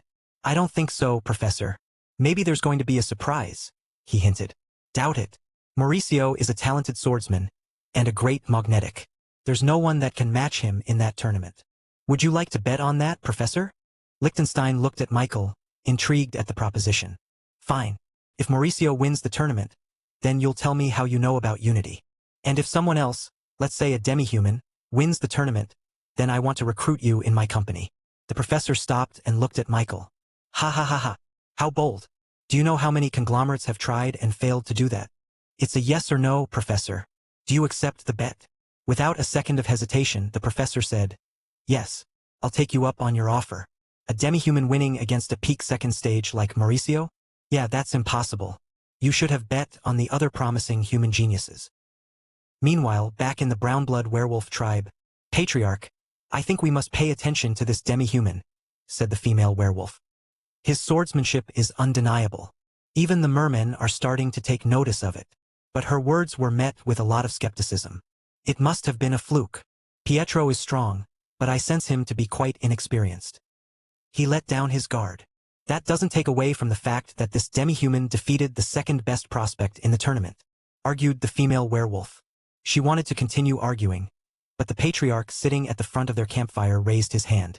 Mauricio is the perfect ally for us brownbloods, said Lupin. The Auberts have connections with the Draconians. The other tribes will respect that. We can use that to our advantage and raise our standing within the tribes. And to that, the female werewolf couldn't argue. On the other side of the werewolf quadrant, Brock, Jakku, and the rest of the swordsmen were waiting on the new instructions for them in the tournament. The participants have significantly lessened after the first round. Wait, where's Pietro?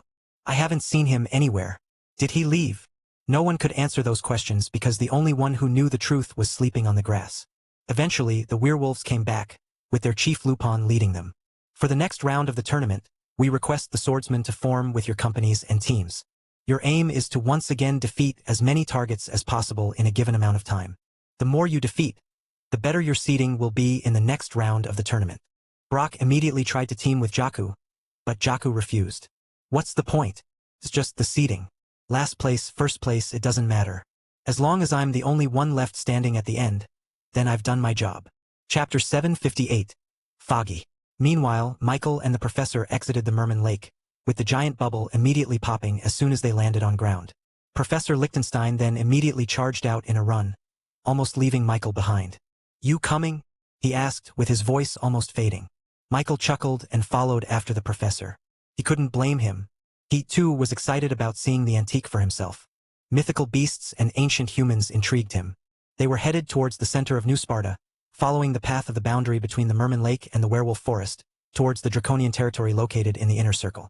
It was already nighttime, with the stars out in the sky and the full moon hanging clearly above them. It illuminated the dark streets, giving human visitors extra time to sell their wares along the boundary. Do you even know where we're going, Professor? Princess Octavia told them that the antique was held by a Draconian called Zoviru, and the professor, because of his excitement, neglected to ask her about where Zoviru was located. I'll deal with it when we get there, said the professor. I have a plan. The professor's plan seemed to only involve him running straight towards the Draconian territory. Michael didn't complain. After all, he was supposed to be the professor's loyal student, Kyo. Eventually, as they got closer to their destination, the roads got narrow, the people got lesser, and the fog seemed to have thickened past the point to become a cloud. They could barely see past a few meters ahead of them. Just then, Michael felt his senses stir. Professor, he muttered, stopping in place.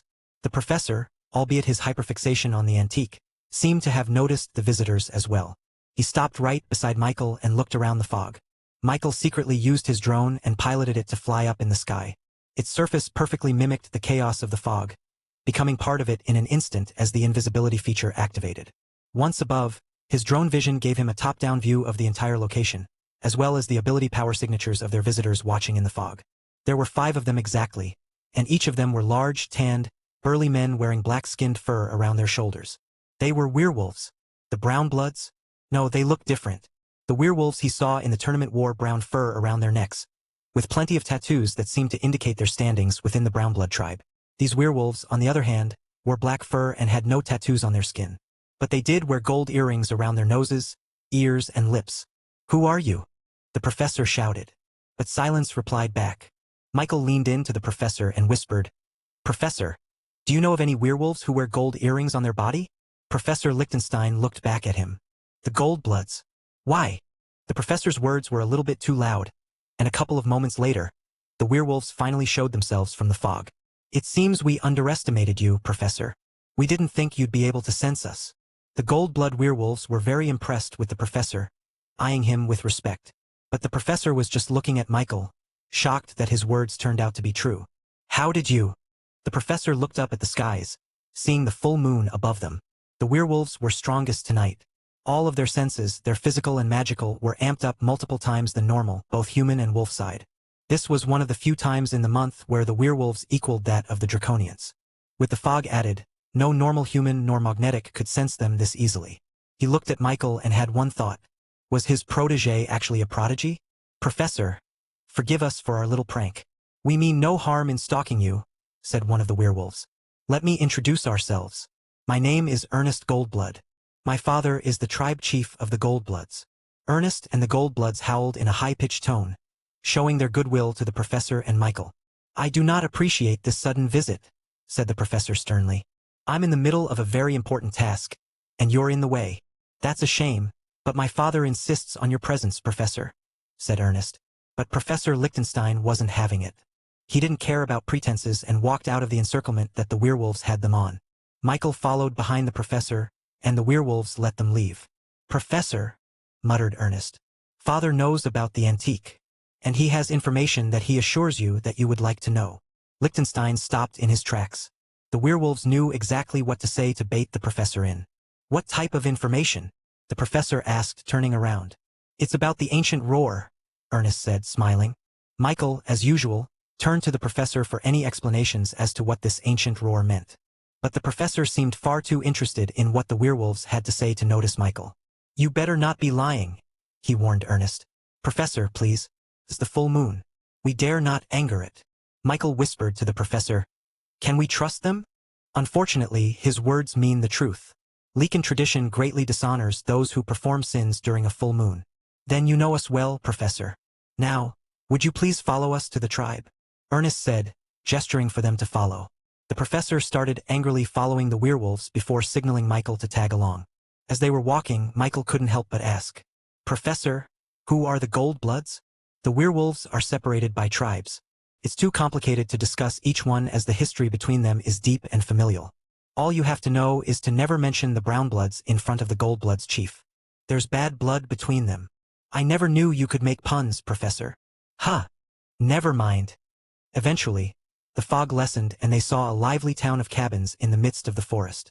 Houses made of dark wood were arranged in a circle, facing a giant campfire whose flames reached twice as high as the ceilings. We've arrived just in time, said Ernest. The lunar campfire is about to start. Ernest and the werewolves rushed towards the campfire, sprinting on all four of their limbs like an actual wolf. This would have been quite a sight to see any other day. But why did it have to happen when I'm so close to the antique? The professor grumbled. Then he turned to Michael and explained. The lunar campfire is their day to worship and give sacrifice to their god, the moon.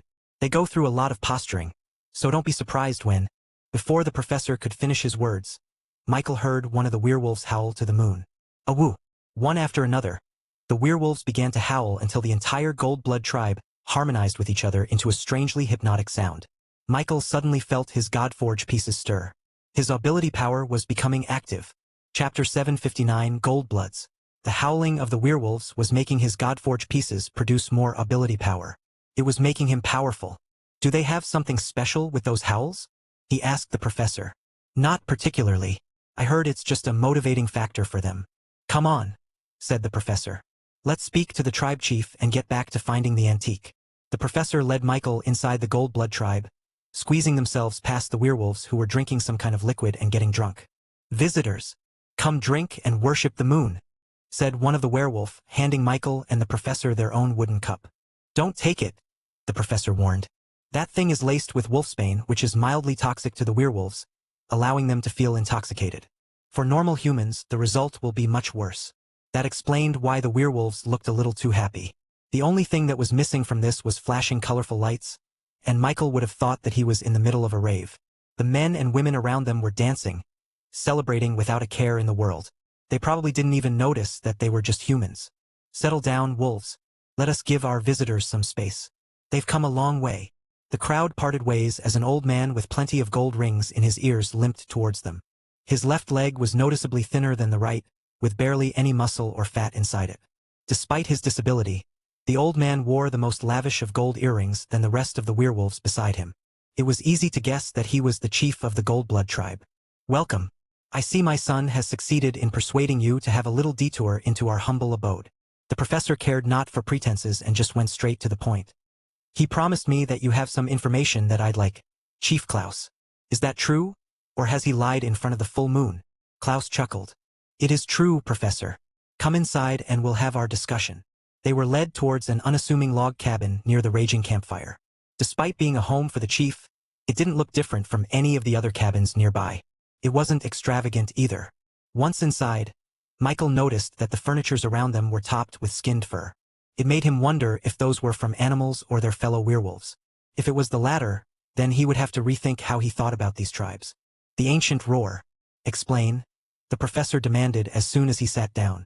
Chief Klaus took his time as he limped towards the chair opposite the professor, asking for no help from his attendants. Truth be told, Professor, we've been hearing about the antique for a while now, and I also had plans to get it for myself. The professor immediately turned protective of the antique, eyeing Chief Klaus with suspicion.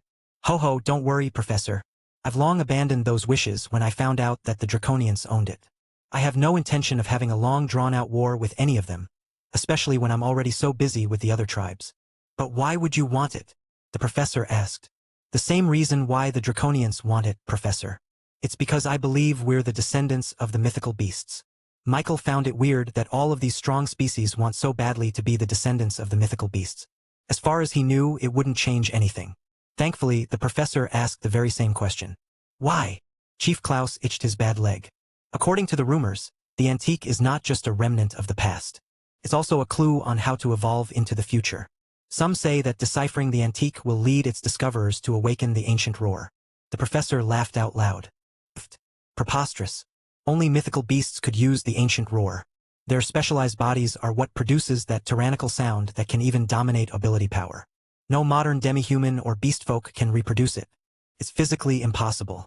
That's the same as someone saying that they could awaken the power of unity in humans. We've long lost that power when we devolved into our current state. But Chief Klaus remained adamant. Why do you think the Draconians want it so bad, Professor? It's because they believe that as well. They want to be the one to awaken the ancient roar. Ancient roar, Michael pondered. It dominated ability power? No wonder the Draconians and the werewolves want it. Even he was tempted to get it for himself. I got a brief glimpse of the antique, Professor. It has leftover ability power that pricks anyone who holds it for their blood. What? The professor yelled. It must be testing the lineage of whoever holds it, Chief Klaus said. Only those who have a clear heritage to the mythical beast are worthy to get the treasure inside the bone. That must be it. The professor paced back and forth as he digested all of this information. The fact that the antique had that sort of security protocol meant that it truly must be hiding something worthwhile inside. The werewolves and the Draconians concluded that it probably contained the secret to the ancient roar. Why are you telling me this? The professor asked. What do you stand to gain from giving me this information? Chief Klaus shrugged. If the antique proves to be what we think it is, then a lot of people stand to gain a lot from it. Those that are allied with the Draconian Zaviru will find themselves in an extremely comfortable position. The professor was able to read in between the lines. Someone like your brother? The Gold-Blood chief's eyebrow twitched. Ahem. Yes, my brother is allied with Zaviru. And if his swordsman tournament goes as we expect, then he's also going to be allying with the Aubert Company. That will give him two very reliable allies that will give him a good chance in the all tournament. So the brown-blood werewolf chief is his brother. As it turned out, the professor was right. There truly was bad blood between the two. I see your problem, the professor said. But do you want us to do? I will not steal the antique for you. Chief Klaus shook his head. I only want you to do what you've always wanted to do, Professor. I want you to spread the knowledge about the ancient era. The professor was confused, but Michael clearly understood what the Gold-Blood chief meant. You want to put the pressure on them, he said. Chief Klaus shot an impressed look at Michael. Yes, I don't want to give them the time to figure out how to crack the antique. By spreading this information, there's going to be other factions within New Sparta that are going to be interested in it as well, meaning I don't have to do a single thing to stop them. The professor stayed silent for a moment. What makes you think they haven't cracked it yet? Because we haven't seen the signs yet, Professor. It is said that the ancient roar will make the very ground beneath our feet shake. It will make people grasp their chests as their ability power turns rampant. And it will make the very air we breathe turn heavy for a moment to reflect a great shift in power. Chapter 760. Signs. Meanwhile, the Brown Blood tournament was proceeding just exactly as expected. It took the whole day, but the seeding for the final part was locked in. Of course, since Jakku opted out of the test, he became dead last on the seeding. Wake up! Yelled Brock. Jakku groggily opened his eyes and looked around. What? He asked, rubbing his eyes. It's time for you to fight your next opponents. Jakku yawned and took a second of silence before he fully processed what Brock just said. Wait, did you say opponents? Yes, opponents. You'll be fighting 3 people in quick succession. Jaku just stared at Brock for a few seconds. Huh. Brock put his hands on his waist like a disappointed father. Yeah, that's what happens when you're in the last seating. Didn't you listen to the explanation? How could Jaku have listened to that when he was so busy sleeping? He also couldn't be blamed because who in their right minds would think up of a tournament this convoluted? Couldn't they have just gone with a straight single elimination bracket? Usually this would be a team game, but since you're the only person in your group, you're going to have to do all the battles yourself, explained Brock. Jaku couldn't help but grumble after hearing this. Yes, he shouldn't have been lazy, and yes, he should have listened to the tournament explanation. Now, he ended up with a lot more work than if he had just participated in the seeding battles. But Jaku just couldn't help it. There was something deep inside him that was giving him an insatiable need for sleep and relaxation. Come on. You'll have to fight now or else you'll be forfeit. You can sleep, but your company is going to be out of the competition. There were two sides of Jaku currently fighting inside him. One was telling him to lay down on the grass and enjoy some nice sleep while the skies are dark and the full moon is above his head. While the other part of him wanted to complete the task that Michael set out for him. As contradictory as it may seem, Jaku wanted nothing but the best for the Reborn company. He would do whatever it takes to make it succeed the way that Michael envisioned it to be. But he also wanted to sleep. So which should he do? Should he continue to lay on the grass and do nothing? Or should he just pull himself by the bootstraps and defeat as much opponents as he had to so that the Reborn company would come out on top? While Jaku was having this existential crisis inside his head, unbeknownst to him, the Godforge pieces in his chest were starting to light up. He was starting to awaken his ability power. Ugh, Jaku grumbled. I just want to be lazy. As soon as he said that, a subtle earthquake spread around all the lands.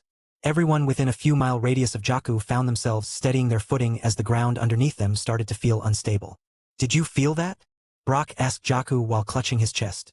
Brock didn't know if it was because of the sudden earthquake or what, but he felt something tighten around his chest. It felt as if his heart was being pushed with a non-negligible pressure. Not enough for concern, but enough to be noticed. The werewolves noticed it the most. With the full moon up above them, their senses were amped up to the maximum, which meant that they would feel any kind of anomaly around them. And they knew that this wasn't a simple earthquake.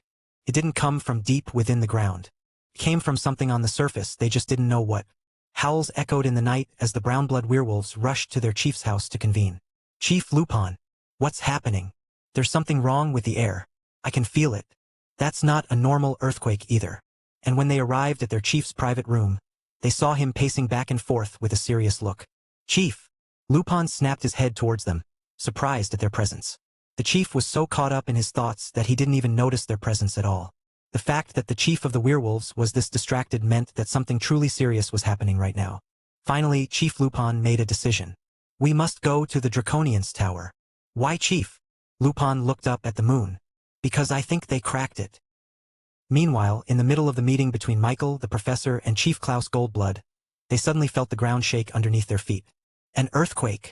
The professor asked. But Chief Klaus immediately knew that something was wrong. No, Professor. This is much worse. Michael knew that something was happening too, but he just couldn't put a name to it. There was a strange power that came with the earthquake. It was very weak and subtle, but he could feel it. It felt familiar but unfamiliar at the same time. Coo. Harbinger laughed to himself. What is it? He asked. Clearly, his diva knew more about this situation than he did. But before Harbinger could answer, Chief Klaus suddenly howled from the top of his lungs. Immediately, Ernest and a couple of other werewolves rushed inside. What's happening? The professor asked. Didn't you feel that, Professor? The earthquake. The change in the air. That subtle feeling of someone grabbing your heart. The professor put it all together. The signs, he said. You think that the Draconians finally cracked the antique?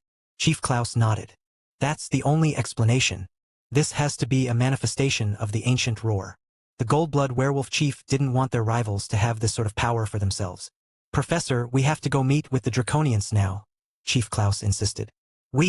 Yes, we are going to escort you there. I have no doubt that the other werewolf tribes noticed the signs as well. Most of them will remain neutral, but my brother will be there to celebrate the news of his allies' breakthrough. The professor nodded. Then what are we waiting for? Let's go. Chief Klaus may not be feeling good about the supposed ancient roar discovery by the Draconians, but the professor held a different opinion. This was a joyous occasion for him and the rest of the world. If this proved to be true, then this would completely revolutionize the way they thought about the ancient era. Awoo! Ernest howled at the moon, and suddenly, His body started to bend and expand as if the bone inside his body grew to twice its original size. He bent down, with his posture changing from a straight standing position to one where his torso was parallel to the ground. His hair started to grow wildly all over his body, growing thicker and longer than what was normal. Michael watched as Ernest turned into a massive gray wolf right in front of his very eyes. Seeing it up close, even he felt intimidated by their size.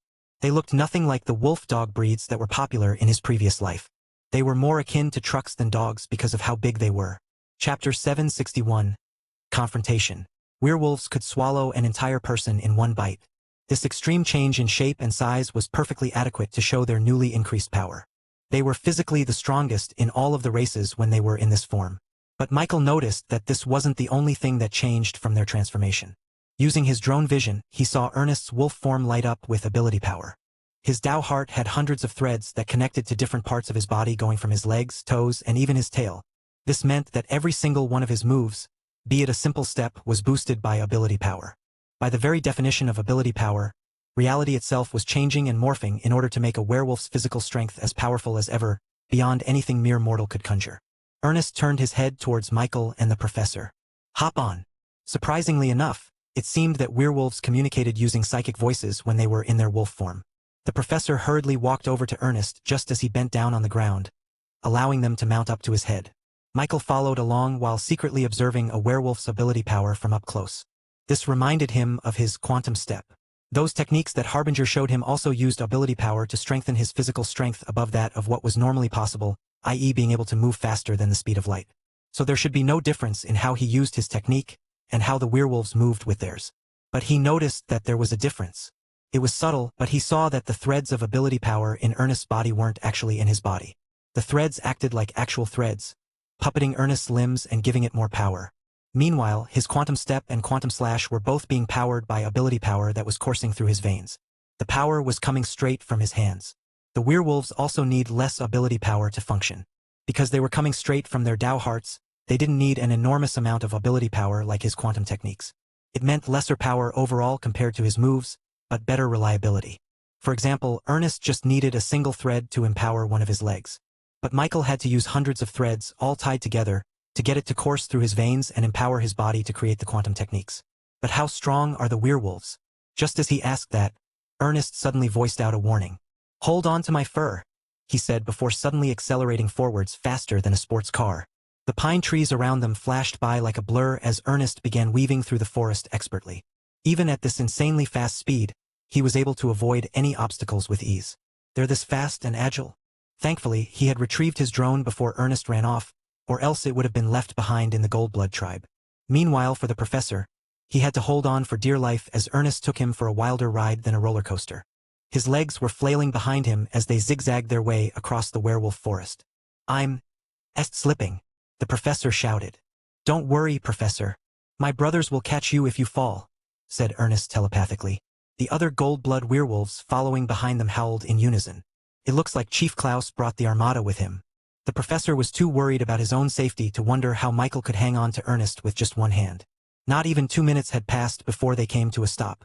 The professor was still clinging tightly on Ernest's fur, not even noticing that they were already in front of a draconian tower. One of the werewolves walked towards him, licking his head to appease his nervousness, causing his messy white hair to become slicked back with gel. "Professor, we're here," Michael said. "The antique, remember?" Right, the antique, the ancient roar." Michael's reminder seemed to have finally woken the professor up from his stupor. He shook his head and resumed that crazy look in his eyes. They both turned their head forwards, seeing a giant stone brick tower reaching high up in the skies. It was like one of those buildings where one would find a princess at the top and a real dragon guarding it. But these draconic towers look thin. How can a dragon even fit inside? There isn't even a door that leads inside. Just as he thought that, a red portal suddenly appeared right in front of them. "Chief Klaus, do I take this as an invitation to war?" A man with red hair and thick, wild eyebrows walked towards them with a great big OL smile on his face. His demeanor would make everyone think his previous words were meant as a joke. But those who knew anything about draconians would know that they could have easily meant it as real. "I would think you've already asked for war given your obsession with hiding the antique," Chief Klaus said telepathically. A gigantic gray wolf, bigger than even that of Ernest, with multiple bald spots and scars around his body, walked towards the red-haired man. Michael couldn't help but raise his brow as he saw Chief Klaus' wolf form. He didn't expect such a grand transformation, given how the chief couldn't even walk straight while he was human. But a chief was a chief after all. "Please, you're giving the wrong impression with our new friends here," said the red-haired man. "Forgive our little banter, we've just missed each other. That's all, right, Chief Klaus?" The scarred wolf just growled. "Anyway, my name is Zoviru, and you're Professor Lichtenstein, correct?" The professor nodded. "That's right. And you're the guy with the antique, correct?" "Ha ha ha ha. I like you already, Professor." Michael didn't if the professor was just that bold, or he simply didn't care. He noticed that the other werewolves from the Goldblood tribe except for Chief Klaus all had their fur standing up, as if wary of this red-haired guy 5 times smaller than them. "The antique. Did you really crack it?"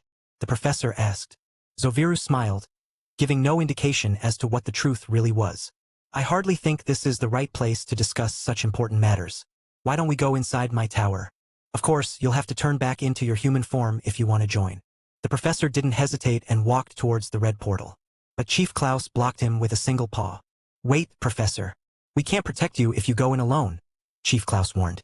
"Their pocket dimension completely blocks the lunar light." "You really think that I would do something to the professor?" Zoviru asked, with a tone as if he was really hurt. "Bring the antique here and let us have the professor inspect it. In neutral grounds so we can be sure there's no funny business," Chief Klaus demanded. "Ha ha ha. Or else?" Zoviru asked, excited. It was as if he was just waiting for a brawl. Chapter 762. Cut marks. Chief Klaus growled. "Or else you'll feel the wrath of the Goldbloods under the full moon." "Wolves!" Ernest and the other werewolves growled, sending a visible, but the man himself remained smiling. "You know you can't afford a full-scale war against us," said Chief Klaus. "I feel draconic gazes from the other towers, just waiting for a chance." For a brief second, Zoviru seemed to finally show a change in expression. He looked to be on the verge of relenting to the Goldblood chief's demands. But just then, a woo! Another set of howls echoed off from the distance. Michael and the others turned their heads back from where they came from, seeing a pack of gigantic wolves running towards them at full speed. The one leading them, a brown wolf whose fur was filled with symbols that littered around his body, lunged towards them. Its eyes were blood red under the light of the moon. Growl! Chief Klaus intercepted the giant brown wolf, meeting him in the skies. The two used their reality-altering physical strength to keep themselves afloat, fighting on nothing but the air beneath their paws. Just as the two were about to meet under the moonlight, the brown wolf stepped to the side and opened its jaws wide, intending to bite at Chief Klaus' left leg. Chief Klaus countered with a swift turn around, protecting his limbs. Both gigantic wolves then clashed their heads in the air, their fur creating sparks upon contact. Even without using his drone vision, Michael could feel immense ability power emanating from that one single clash. With such a simple attack, both of them showed powers equaling that of a 9th-stage body formation magnetic. Michael could only guess that their real strength must be above that. "You!" Chief Klaus shouted. "What are you doing here?" The brown wolf snarled. "Come on, brother. You think I wouldn't come to my ally's rescue with you hounding him in front of his tower?" Michael already guessed it, but the brown wolf turned out to be Lupin, the chief of the Brown Blood tribe and Klaus' blood brother. Behind Lupin was the other brown blood werewolves, ready to go in an all-out war against the Goldblood tribe. The two tribes were in a standoff, snarling at each other. A single sneeze will set them off like hounds. But despite facing a draconian and their rival tribe, Chief Klaus and the other Goldbloods didn't back off. Instead, they became even wilder, growling and snarling with intent to sacrifice their lives if they had to. "I promise you this. We'll all find ourselves buried in this place if you don't give us the antique. Now!" Chief Klaus' words did not mean he would win the war against them. Instead, he assured them that there would be mutual destruction if a war came to be. And judging from the faces of Zoviru and Lupin especially, they knew that the old limping werewolf was serious. The Goldbloods were nothing if savage. Michael started to think of an escape route if things really did go south. "Professor, are they really going to have an all-out war?" The professor leaned in towards him. "I don't know, but I wouldn't worry. They wouldn't dare battle it out here. Zoviru is not bloodthirsty. Most dragons aren't. They appreciate entertainment more than fighting. And for now, he finds entertainment in teasing Chief Klaus here with war." Just as the three beast folks were in a standoff, Michael suddenly felt another presence approaching them from the side. "I'm afraid that I'm going to have to intervene." A young man in his late teens or early 20s with striking green hair approached them. Michael didn't recognize him, but the others surely did. "Sergio Aubert. Where's your father?" Chief Klaus growled. "My father originally sent me here to oversee my little brother's performance in the swordsman tournament. But as you all know, something interesting happened with that little earthquake. As it turned out, Sergio was the older brother of Mauricio Aubert. Michael saw great resemblance between the two. Chief Klaus, Sergio called out. You cannot force Zoviru to give you the antique. We have the upper hand now. It wasn't just Zoviru and the Brown Blood tribe they were fighting against. Now it was the Aubert company as well. Chief Klaus knew this and could only grumble to himself. He could still fight if it progressed to that, but even he knew that going against 3 factions was too much even for him. It looked like they weren't going to get the antique this time.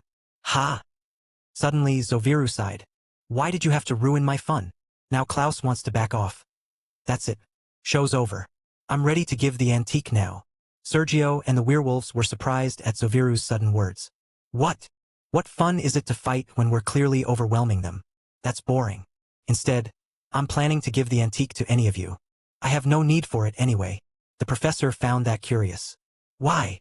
I've had the antique for a while, studying, testing it, but it has never made a reaction from all my prodding. It's clearly not meant for me. I would rather give it to one of you, and watch as you all fight each other for its possession. Zoviru then walked back to his red portal and put his hand through it. A second later he brought it out, carrying something in his hands. The professor's eyes immediately widened. Just from the sheer grandiosity of the object, he immediately knew that it was a genuine remnant from the ancient era. It was the antique. It was a large black tibia bone from a mythical beast's legs as large as Zoviru himself. It was very thick, where even a draconian's hands couldn't grab a hold of it properly. This is the antique, Zoviru announced. The professor immediately stepped forward, the inner historian within him unable to hold on any longer. The fact that the antique was right in front of his eyes made him completely forget about the conflict unfolding around him. Michael followed after the professor, using his identity as Kyo, the historian student. It has a lot of cut marks, he said, talking about the numerous scratches on the otherwise pristine-looking white bone. It looked like the bone became a sword-cutting practice dummy for a long time. That's not scratches, the professor muttered, slowly putting his hands on the bone. No modern weapon can even make a single scratch on a mythical beast's bone. These are words. That's the ancient human's language. As soon as the professor's hands touched the bone, the letters suddenly lit up with a golden light before the professor recoiled his hands away. A single drop of blood was left behind where he touched it, which was slowly being absorbed directly into the bone. It took a moment before the bone's golden glow dimmed, showing that the professor wasn't the one it was looking for. I've tested this out on other people, Zoviru said. The bone accepted none of them, including me, but just recently, it reacted. It resonated with something that caused that earthquake. Everyone stared at the bone. They all thought that Zoviru cracked the antique which caused that strange event. But if it wasn't him, then who? Hello everyone, this is Shadow. Due to copyright restrictions on YouTube, I can't publish many of the audiobooks you love. That's why I've created a special paid service where you can enjoy over 300 high-quality audiobooks from platforms like Webnovel, Pocket FM, Audible, Wuxia, and more. Each novel comes as a one-time purchase, no subscriptions, no hidden fees. After payment, you'll receive full access via Telegram, along with all future updates for that novel. You'll find a wide selection of your favorite genres and titles, always in premium audio quality. Check the full list of available novels in the description. DM me now to get your favorite stories in audiobook form and start listening today.